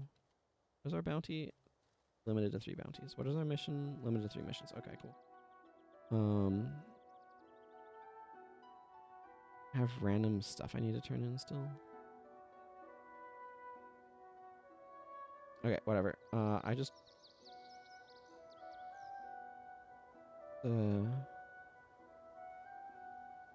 let's go to Kaineng. How I get to Kaineng. Right now I want to make Parchment. That's why I'm hopping onto her.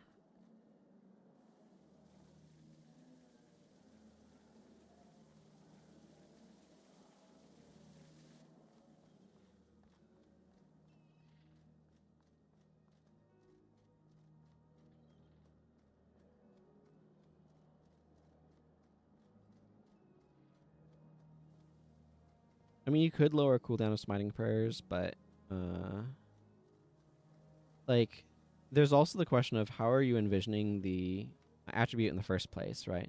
So it's kind of this level of, are you designing the attribute from scratch, or are you um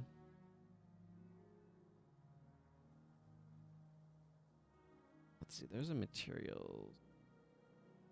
They're named weird here. Are you designing it from scratch, or are you modifying what already exists? So yeah, there's what I'm looking for. Uyi. Okay, and I'm getting caught on this random peasant. No, Jin Xian, whatever. So not random, but yeah. On the other hand, as if people have pointed out, the fact that you can walk around with it is also nice. Because in Guild Wars 2, you're kinda um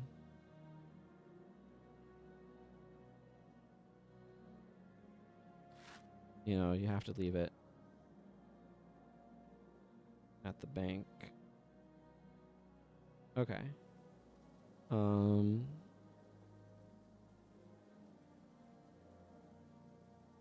Yeah, I could see um spells you cast, or like skills you use that target foes, inflict burning for like 1 second at like 5 divine favor. Kind of maybe a little bit like energy regain from crit strikes.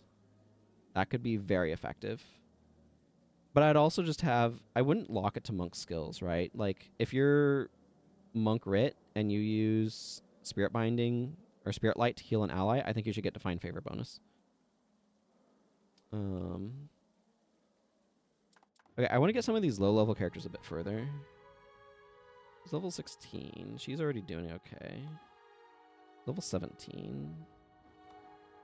She's level 9. Let's... Yeah, she's 20. She's 20. Okay. This one needs the most help right now. Cool. Can I even wield these daggers? Okay, I can just barely wield these daggers, which is great. Do I have... Yeah, I don't have splinter weapon here. What am I up to? Do I need to do... Okay, I definitely don't need to do that. That I can say for sure. Okay, I'm probably doing that later. Okay, I'm just hanging out in Minister Cho's estate for some random, probably getting here reason.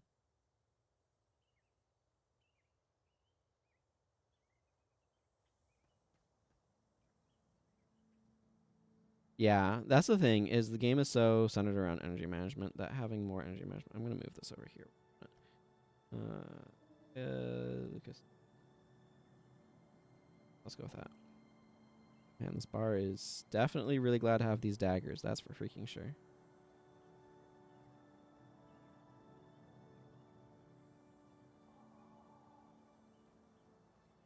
But yeah, many of the primary attributes are already in energy management. It's like how a class manages energy is almost what's definitional to it.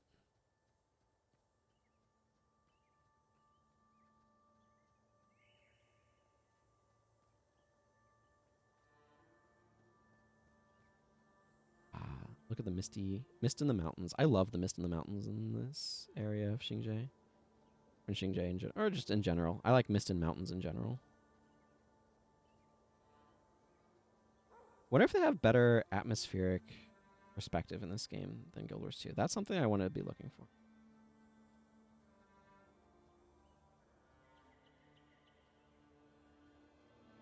Right now, Necro play of Soul Reaping gave you health instead of energy. I mean, it'd definitely be very different. Soul Reaping would be less broken, I think. But I mean, if Necromancer is kind of designed around Soul Reaping. Soul Reaping is just exceedingly strong.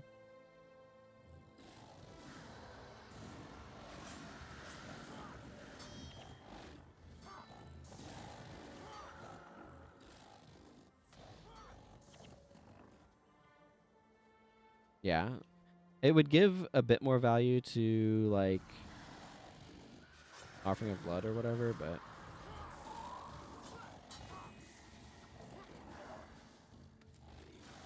that is probably not worth salvaging for the wood out of. Yeah, no. That's diddly squat. I mean, like, Bone Fiend is expecting you to have High Soul Reaping, for example.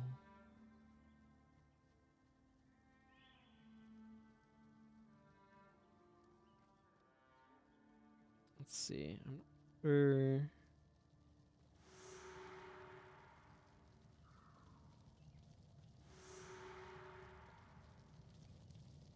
One of the things I'm trying to have to decide is how much longer I want to go today. It's been really nice having such an active chat. And that makes me want to keep going, but... I mean, it's a problem that Elementalist has too. Elementalist is... like, energy storage is a overcast / exhaustion protection, right? It's not...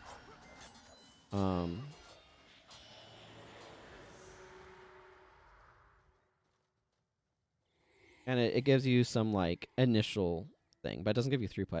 And so for throughput, you're having to spend a bunch of skill slots on attunements. And that... I don't need this up right now. That is also, like, a huge... Kaitan Village. That's also a huge consideration, right? Yes, I would like 3 critical strikes, please.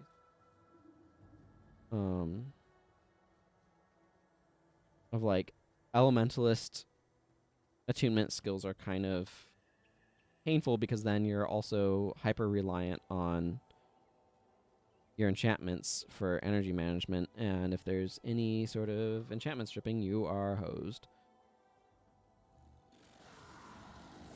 Exactly, and that's the other thing too. Is like one of the problems Arena has had historically with elementalist design is they want you to use all of the elements, while designing a profession that does not want you to use all of the elements. Like, it wants you to focus, so that way you can maximize damage and energy efficiency.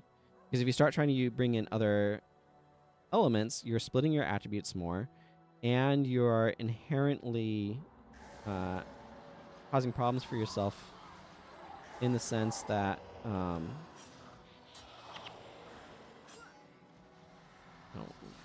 know why I'm putting this on, but you're inherently creating problems for yourself in the sense of, like, yeah. So it's like your limited bar makes that difficult. But then you're like, your energy management is also worse, and it just doesn't work to go multi-attribute on Elementalist. But they keep trying to make it happen, and it's like, you can't make this happen with, like, to make it work, you need skills on an off attribute that make sense to use, and those have to be more support skills.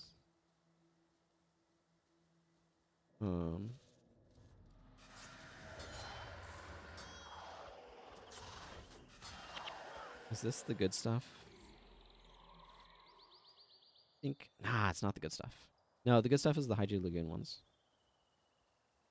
There are, like, they've tried to make synergies across all of them. There's Elemental Flame, I think, that whenever you afflict an Elemental Hex, not any Hex, an Elemental Hex, they hate cross-professional synergies, but on a foe, you set them on fire. And that is, like, it's a great support skill for water magic, right?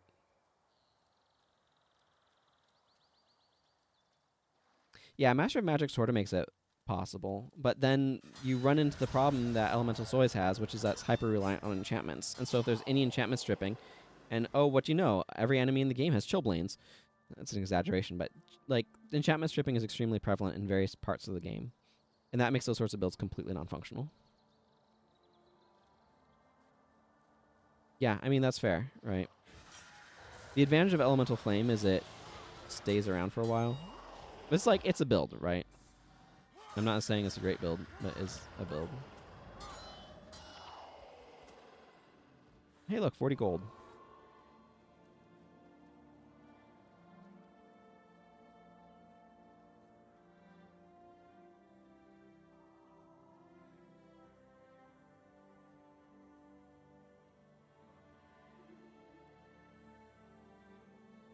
It's interesting to me that one of the, I'm assuming it's still going through, Grandmasters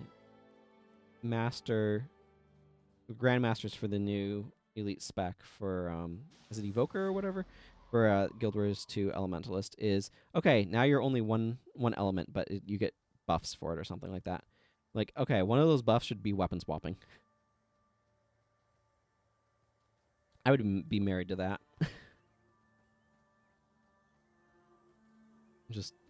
Just absolutely just pick that every single time. It's better to come from here. It's still energy surge. It's not something I even thought of. I saw somebody mention it in then the preview chat, and I'm like, yes, that is exactly. Like, one of my dreams for Guild Wars 2 Elementalist is being able to assign weapons per attribute. So when you swap attunements, you swap weapons. And like you're saying, energy surge is just being better than anything Elementalist can do. Is just it is an inherent problem to the way armor works. If there are enemies that were actually legitimately weak to elements, then that wouldn't be the case. But because that's so rare in Guild Wars 1 that enemies have legit elemental weaknesses, that increase the damage they take, not just reduce it less, it's just not feasible.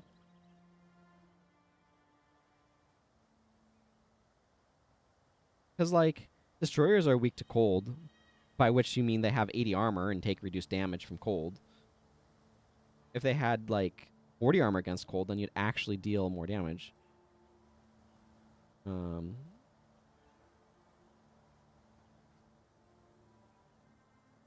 Yeah, exactly. You have to ignore armor. Like, and this is what I'm saying. Like, the Elementalist's fundamental problems in Guild Wars 1 that you need to address is enemy design more than their skill design. Because of the way enemy armor is designed and all of that sort of stuff, if you address that, you would create room for Elementalists. Because you would make armor, like, hitting specific damage types actually meaningful and allow you to get more damage. If the problem is Elementalists almost always see the damage numbers go down, right? Like, the number printed on their skills is almost always more than they actually deal because of armor. I mean, Mesmer is also the problem. Like, it certainly is part of the problem, right? Mesmer's got way too much, like, armor ignoring damage.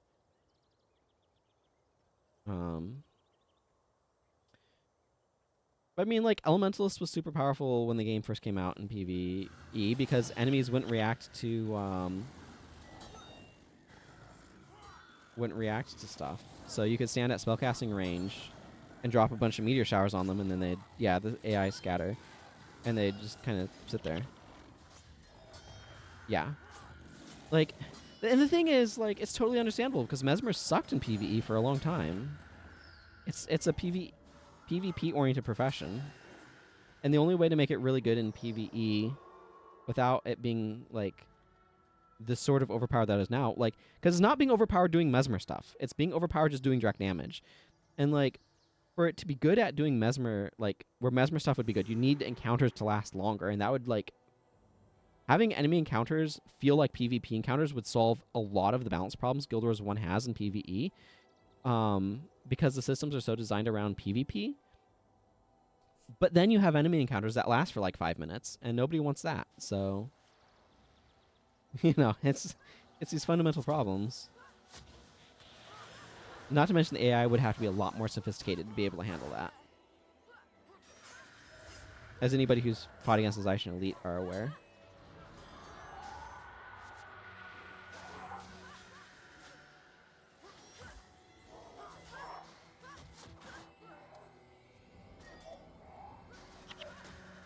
Okay, these are maybe not worth summoning.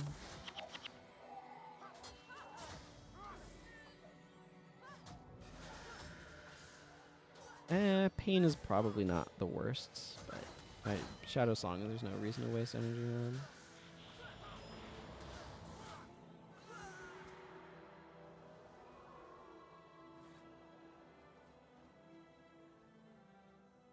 But yeah, and then because so many Mesmer skills are single targeted for PvE, they made it so that way they would recharge faster, but then that just superpowered everything that was AoE. And like, if you really want to address the problem, probably the fastest thing you could do is nerf Energy Surge. Just you don't have to nerf it into the ground, but drop its AoE to adjacent and increase its energy cost to 10, and you've probably addressed like a huge chunk of the issue. Yeah. It didn't used to have that 2-second restriction, but they added it, and that was probably a good move. Just probably, but I mean, it's still. I need to investigate something. Okay, that's bone. It's not worth it then. If it's scale, it would be worth it.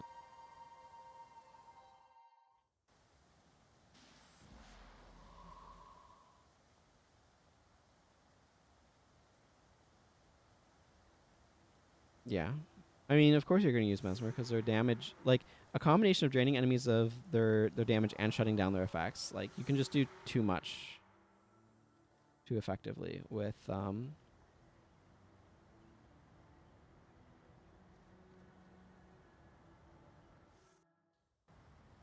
with Mesmer.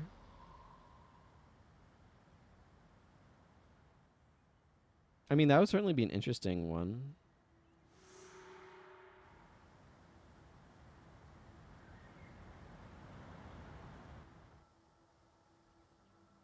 Yeah, and that's the problem is, again, the balanced design is.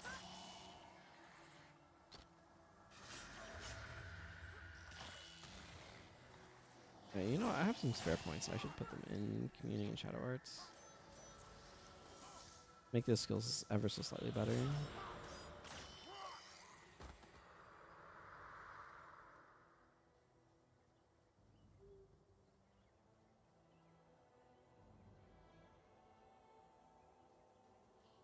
The thing is, Energy Surge just makes an absolute mockery of everything Elementalist tries to do because it's a larger AoE at, I think, nearby, plus it's only 5 energy, and the recharge is like fairly low, and fast casting makes it even lower. So it's like you have to do so much more to try to get comparable things on Elementalists, and it's just ridiculous.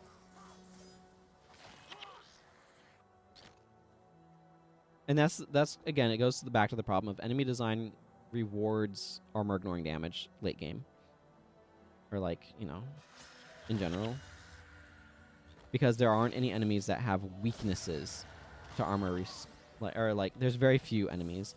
Some of the water like ice elementals or whatever do have weaknesses to fire, but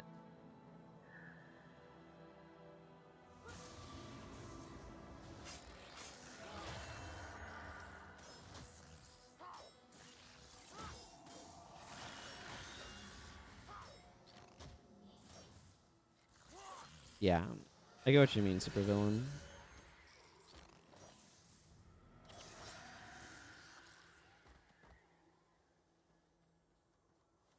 Honestly, I don't think they need the recharge bonus at this point.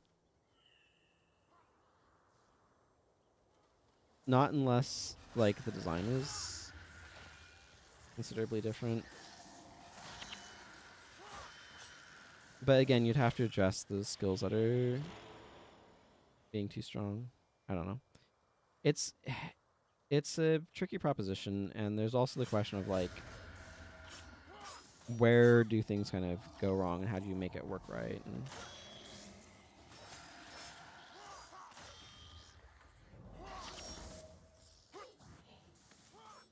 I mean, Death Blossom is overpowered. Heroic Refrain is a stupid skill that shouldn't exist.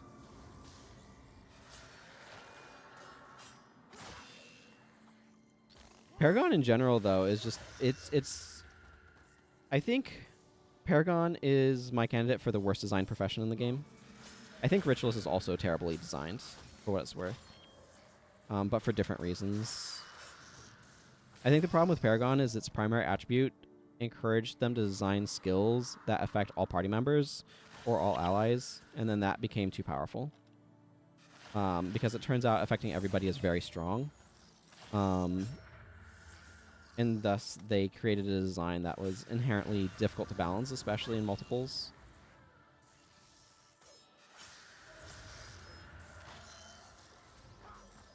Yeah, mantra of recovery. Yeah, I get what you're saying. Having a mantra of recovery be something where it's like, okay, but then you need E-Search not be something that sucks things up. Like, part of the problem that Assassin has is Death Blossom is just too good at everything.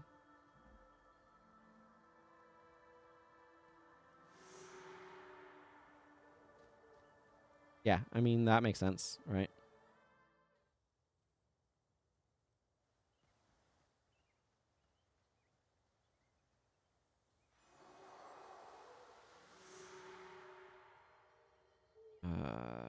Usagi's quest is hard, and I won't be doing it now, but we'll pick it up.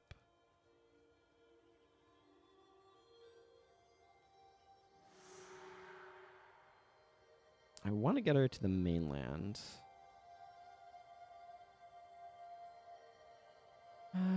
Most of this stuff is just junk. I'm gonna highly salvageable. A, 3 iron ingots. Yep, 3 iron ingots. Kinda what I was expecting. Okay.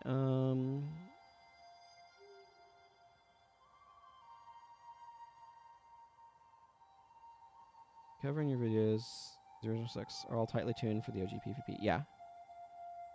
Yeah, that's one of the challenges too. Is and again, it's like you're also trying to sell it on the new stuff and make people excited, but okay, Mr. Jack, thanks for dropping by. I really do appreciate it. I'm probably not going to go terribly much longer. Because I need to wrap up and do other things myself, but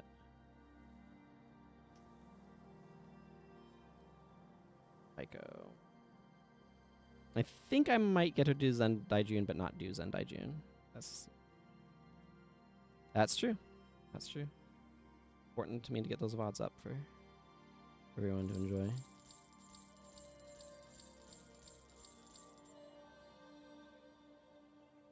Okay.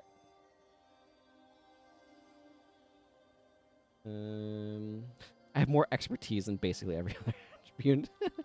That's so funny. Assassin in theory makes sense. Glass cannon for spikes. The other... yeah, I mean... part of the problem with Ritualist...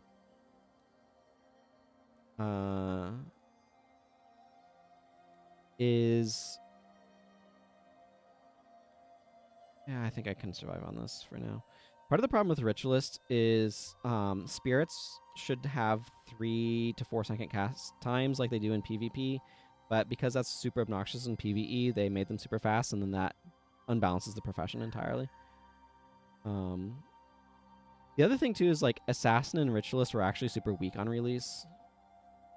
As I recall, like they just felt really weak. And then Dervish and Paragon were super overpowered when they released. As what I recall. Okay, yeah, I need to go to the temple thingy. Like, the idea behind the Assassin is really cool, and I love the name scheme for dagger attacks, and the idea of building combos is really neat. The problem is... hey, Dead on Stick, good to see ya. The problem is the game incentivizes you to find the most damage-efficient combo and just spam that one over and over again. Instead of being more strategic or being like... because, like, Twisting Fangs is super strong, right? But 15-second recharge and 10 energy are way too much for PvE.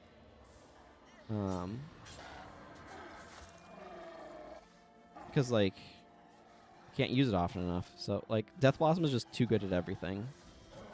And so I think the balance of the skills needs to be a little bit better, but it's also, like, it suffers from the same problem that lots of things do, which, boy, I should not be on the front lines right now. Which is that, boy, it's really hard to talk and focus on this combat at the same time. Yeah, well, there's a lot of really interesting combo chains you can make, but there's no point. Like, there's so many things that just don't have a point in PvE because they die. Things just die too quickly. You move on too fast.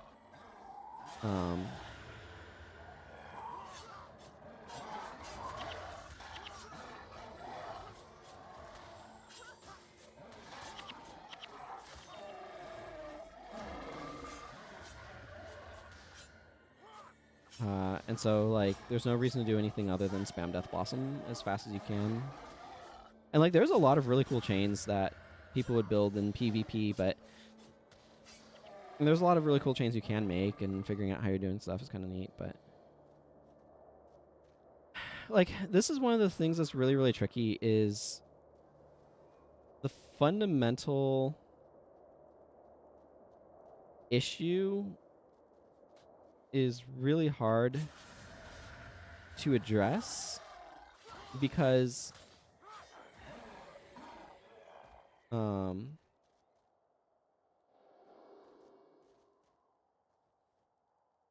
let's see. Sure.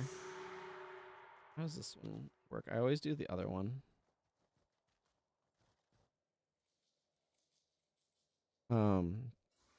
Like the fundamental problem, I was talking about this earlier, is the game's initial design and balance was around PvP and its needs. And so if you had enemy mobs that behaved like where it felt more like actually playing PvP, the build system in PvE would allow you depth to make things more meaningful that are less meaningful the way that the AI and everything works now. The problem is if you made it work like PvP, your encounters would be like every encounter would be like 5 minutes long at least, and that would be way too arduous. Okay, how does this actually work? Find a group of enemies that can grant Yort Strongjaw death with honor. Stupid human, Yort Strongjaw was to die in battle. Tengu was worthy foe. Yort Strongjaw is old Yeti. Yeti die of old age, no honor. Family scorned, shunned. Tengu would have given Yort Strongjaw death with honor. Yort Strongjaw could kill you, but no honor come from killing puny human. Still, maybe human not so stupid? Maybe human help Yort Strongjaw? Find Yort Strongjaw, brave Tengu warriors, enemies worthy of Yort. Enemies worthy of Yeti. Yort Strongjaw, face them and kill them. Do this and human get reward from Trock Strongjaw, son of Yort. When Yort Strongjaw dies with honor, take club. Strongjaw clan will not attack human that carry club of Yort Strongjaw. What say human? Okay. If there is 204 enemies on the map, yeah. Like, yeah, that's the thing. Is like you have far fewer encounters that take a lot longer, but are a lot more in-depth and engaging. Like, basically, you treat it like a tactics game and design an AI that treats it like a tactics game and have things play out like a tactics game, and suddenly because that's Guild Wars 1 is a real-time tactics game. And so if the AI could, like, handle things that way and everything, that would be great. But, you know, that's a very different style of game than what we actually have. So... Excuse me, Yort. I have to kill some of your fellow Yeti.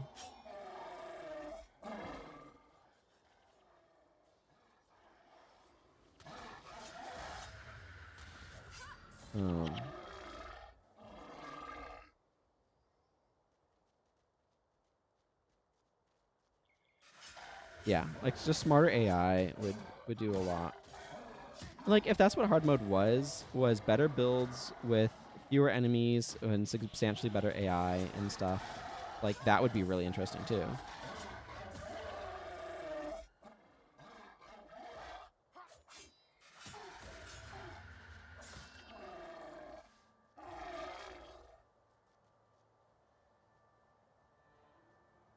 Okay, how does this work?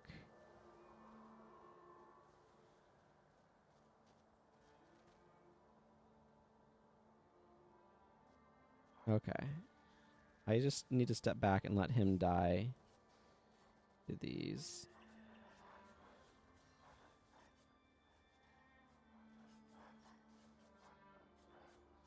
Get out of there, Taya. Yeah.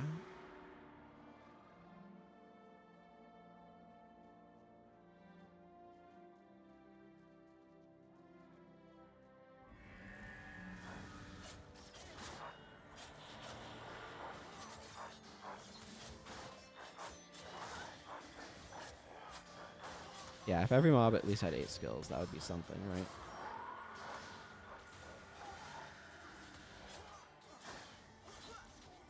Weakness is absolutely destroying my damage. Because it means I can no longer wield my weapon.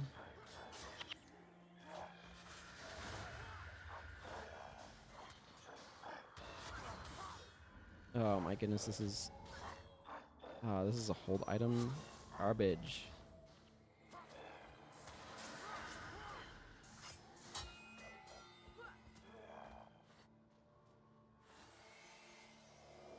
You'd shiver in fear if they gave all mobs full skill bars. Yeah, honestly, more interesting enemy build comps that require you to figure out how to use your tool set in different ways would frankly be amazing. But they'd also just need to dramatically improve their skill AI. I think that's something that I'd really like to see. Like, did you know the enemies don't use Wither at all? Or the heroes won't use Wither at all?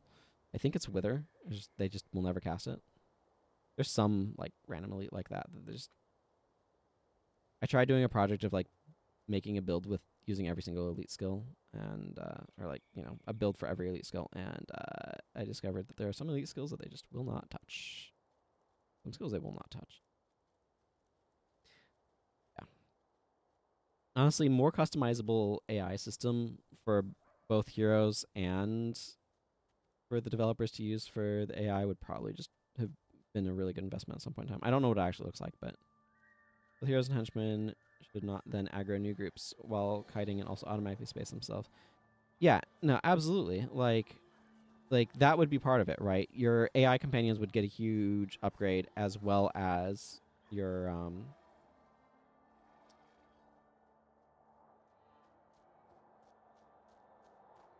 as well as enemies.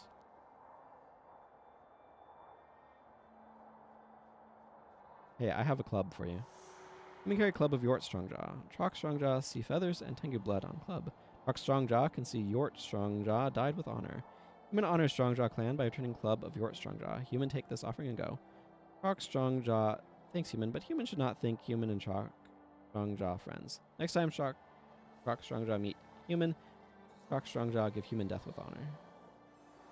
Trust me when I say I would give you death with honor, not the other way around.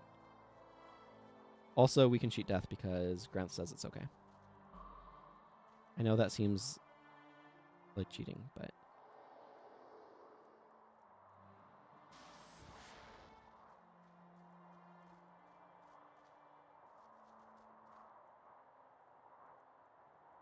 For a non-MMO Guild Wars, one that's just single-player self-hosted. Yeah. I would love a guild... I would love to be able to just have all the code for Guild Wars and like everything and just be able to like make your own version of Guild Wars. That would be awesome.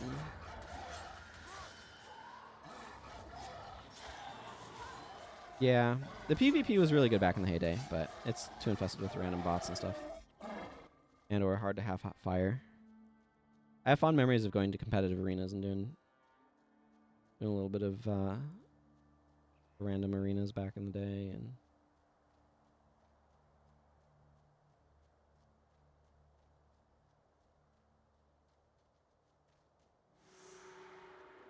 this is what I'm trying to do.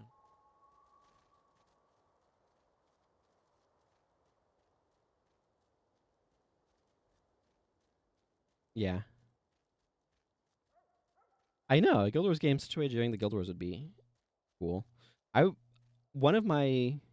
So, revitalize, or like, an updated version of Guild Wars 1 that can, like, revitalize GVG as a proper esport. Or, I mean, it was kind of an esport back during the day, but can revitalize it as an esport would be amazing. With, like, better... I don't know. Ops mode was probably decent, but if you could kind of, like... I don't remember all the controls. For like how much you could fly the camera around or things like that. But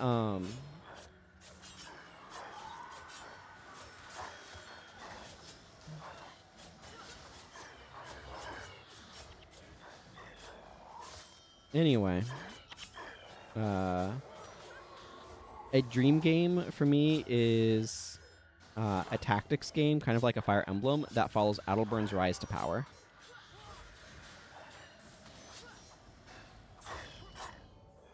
Yeah. A better, like, obsing environment and stuff.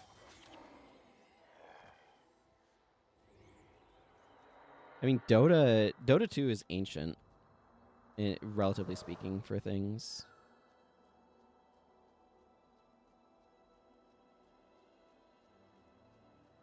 Unless you're talking about actual Dota from Warcraft 3.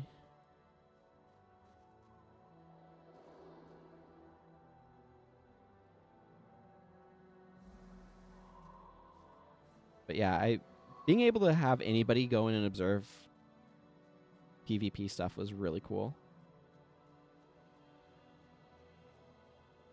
Yeah, that makes sense.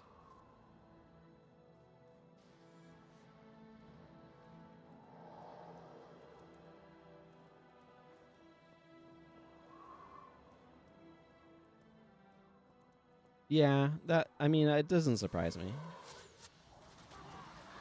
I mean, I just think back to the old Defense of the Ancient maps in Warcraft 3, which is like, it's funny how much of the design of things comes from, okay, well, like the entire MOBA genre was so heavily influenced by, well, Warcraft 3 implemented its heroes in this way, and we're just kind of following that model. I don't know how things are now because I don't follow the MOBA genre, but or Aeon of Strife if you're going really old school, as I remember hearing about. I should not stand here.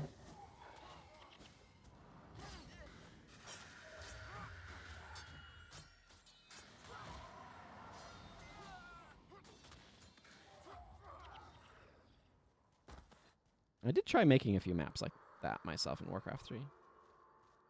Because the core style was fun. Yeah, this is like Heroes of Newerth, I remember being a really popular one at one point in time.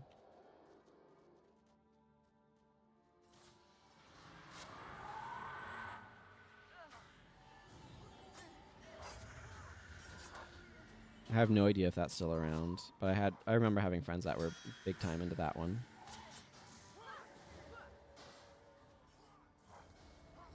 Sure.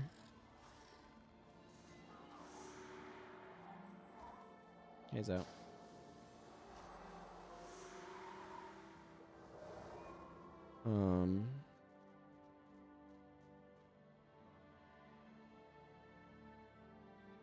Yeah, I mean, Guild Wars GVG was just so much fun. I mean, even if you weren't super high in the ranks, I remember having a lot of fun with GVG back in the day.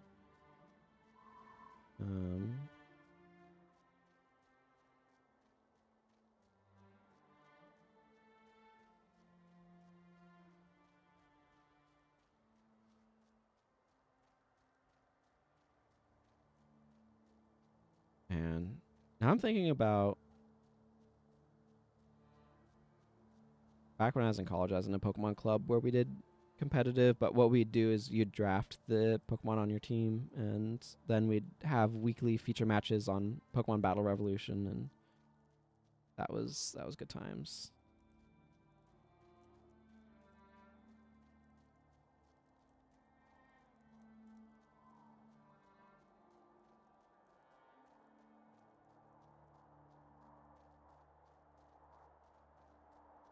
I don't know, my impression is that like League is still really big, League of Legends. I remember like at various times watching like StarCraft and StarCraft 2. More StarCraft 2 than OG StarCraft. I enjoyed stuff in both.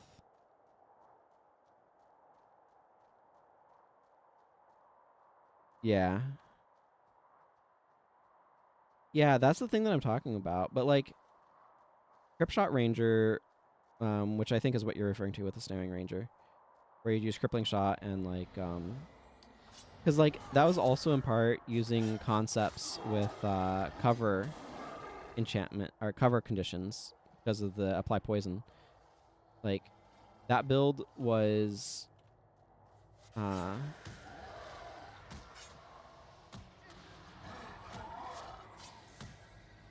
really useful because snares are just way more useful in like snares are underrated in PvE, I think, but they are more useful in PvP. And like part of the strategy of that build was that you had apply poison, so that way the poison would go on top of the crippling, so it was harder to remove.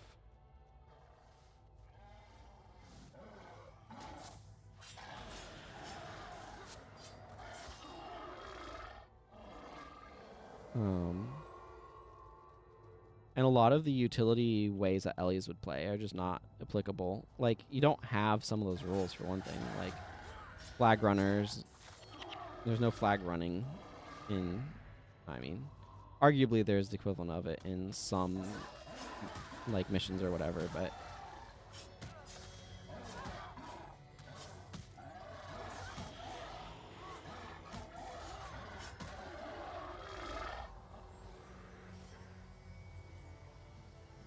basically anything that's more pressure oriented is just not great.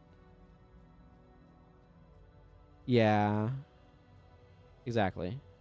That mission. But like those even have antidote signet. So like what are you doing? You should be using hexes to snare them. Um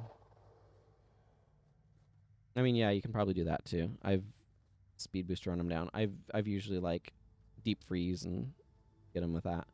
But like um pressure type skills are just much better in PvP than they are in PvE because the encounters are so much like it's the pace of encounters, right? These guys are gonna hurt my face. Um with how quickly enemies die in PvE, stuff that relies on applying pressure to wear enemies down is just not as good. And that's where like a lot of the conditions, particularly the damaging conditions, play into that space. Um,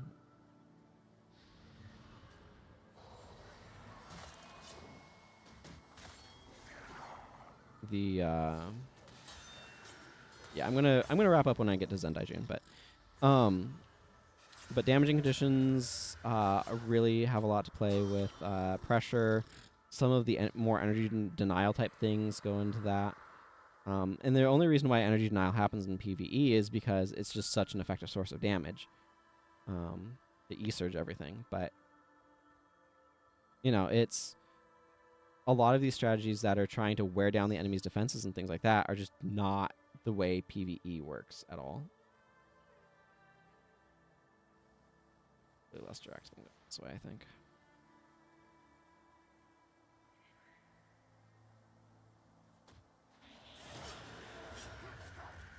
Yeah, that coming. Don't have much to do about it though.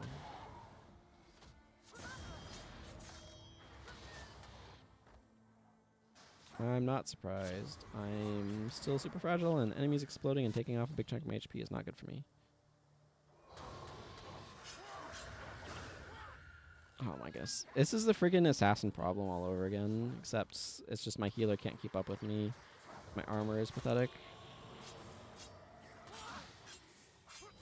I wonder if I should get some intermediary stuff before I go to,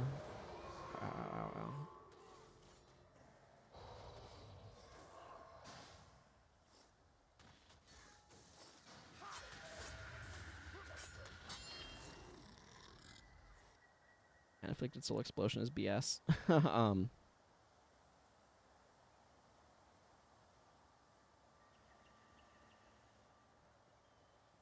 But yeah. Yeah.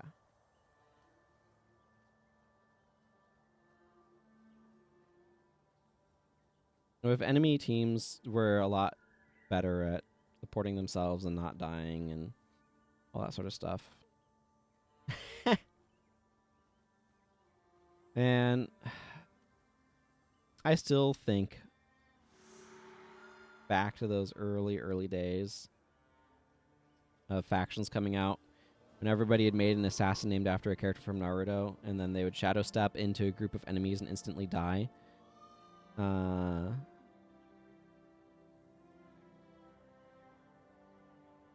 then they would complain about their monks or their healers who are like half a map away because they friggin' couldn't keep up. And you're right, some enemy groups, like Winds of Change and stuff like that, tend to have a lot more complicated enemy compositions, but even then, they don't execute them the same, like it's not the same sort of way that PvP works. But I mean, it's just hard to do anything about that. Yeah, that's absolutely obnoxious. But that's like a side effect of We Shall Return being different in PvE to be more powerful, right?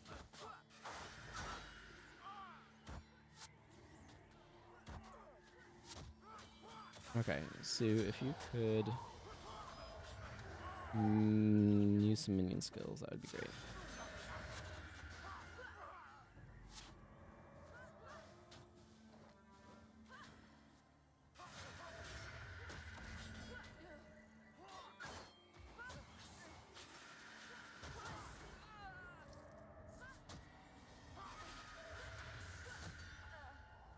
Oh, we've got an assassin boss over there.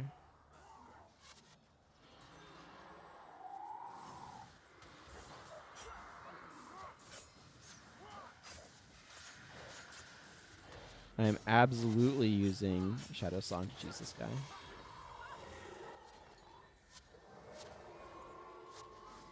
I think it worked quite well. Yeah, anytime your AI has to cheat at resources in order to keep up with humans, it's because they're too stupid. Like, that's not necessarily a criticism exactly, but just making a smart AI is challenging, but I still think it's kind of, it's indicative of something.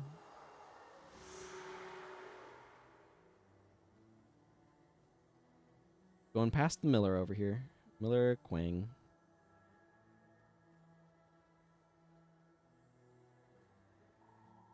Yeah, I mean, it's part of it, right? Is like wearing out enemies' resurrection capabilities, wearing out their healers and their energy and all of that is part of like what makes pressure more effective. Like a viable strategy.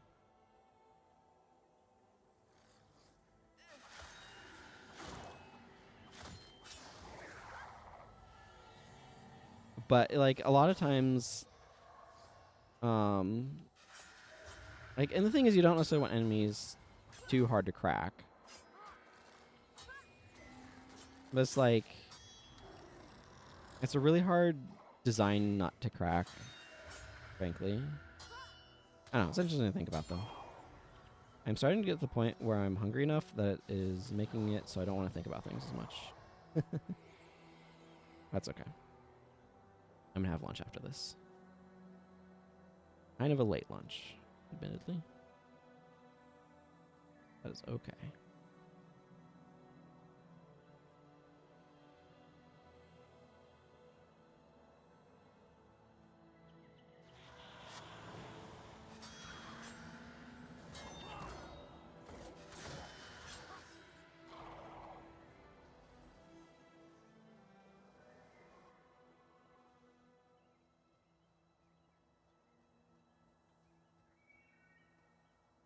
But like part of what they could do to make things more realistic is to add more lag time to enemy actions, right? Where they like and AI mesmers are known for being able to react to everything instantly. And if there was a little bit more slop in there, right?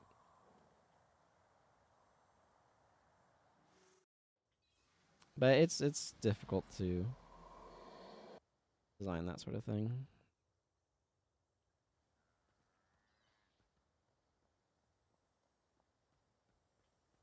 Yeah, we go from students in your party to teachers in your party, which is kind of an interesting change.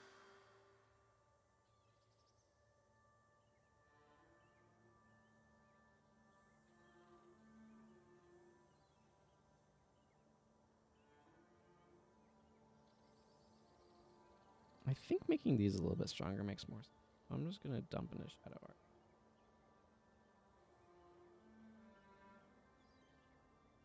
Yeah, it's because it has instant reactions, right?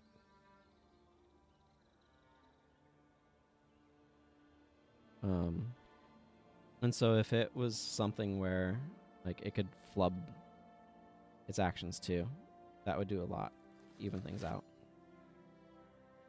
That might be worth salvaging off just because it's worth so little in the first place. Most of the stuff I'm just gonna merch. Insightful bow staff of demon slaying. Yeah, look how little that was worth. Not gonna be worth it to salvage these. Okay, I'm gonna clear out my inventory and then call it there. Yeah. I'm glad you enjoy it.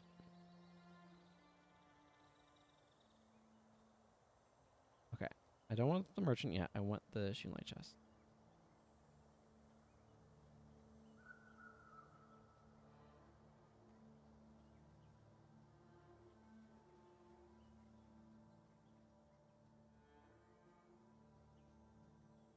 Okay, bones. Get in my pile. My bone pile. Frog is what? I think 3? Yeah.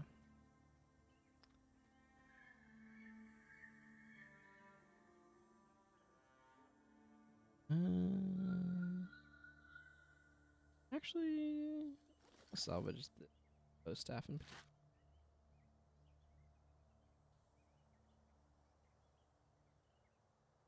And I will go ahead and ID this Grim Cesta. And this.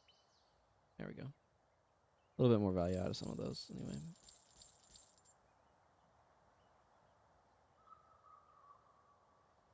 All right. Well, that's going to be it for me for today. I do thank you all very much for watching and for chatting. And I do appreciate it. So, until next time, take care, everyone. Goodbye.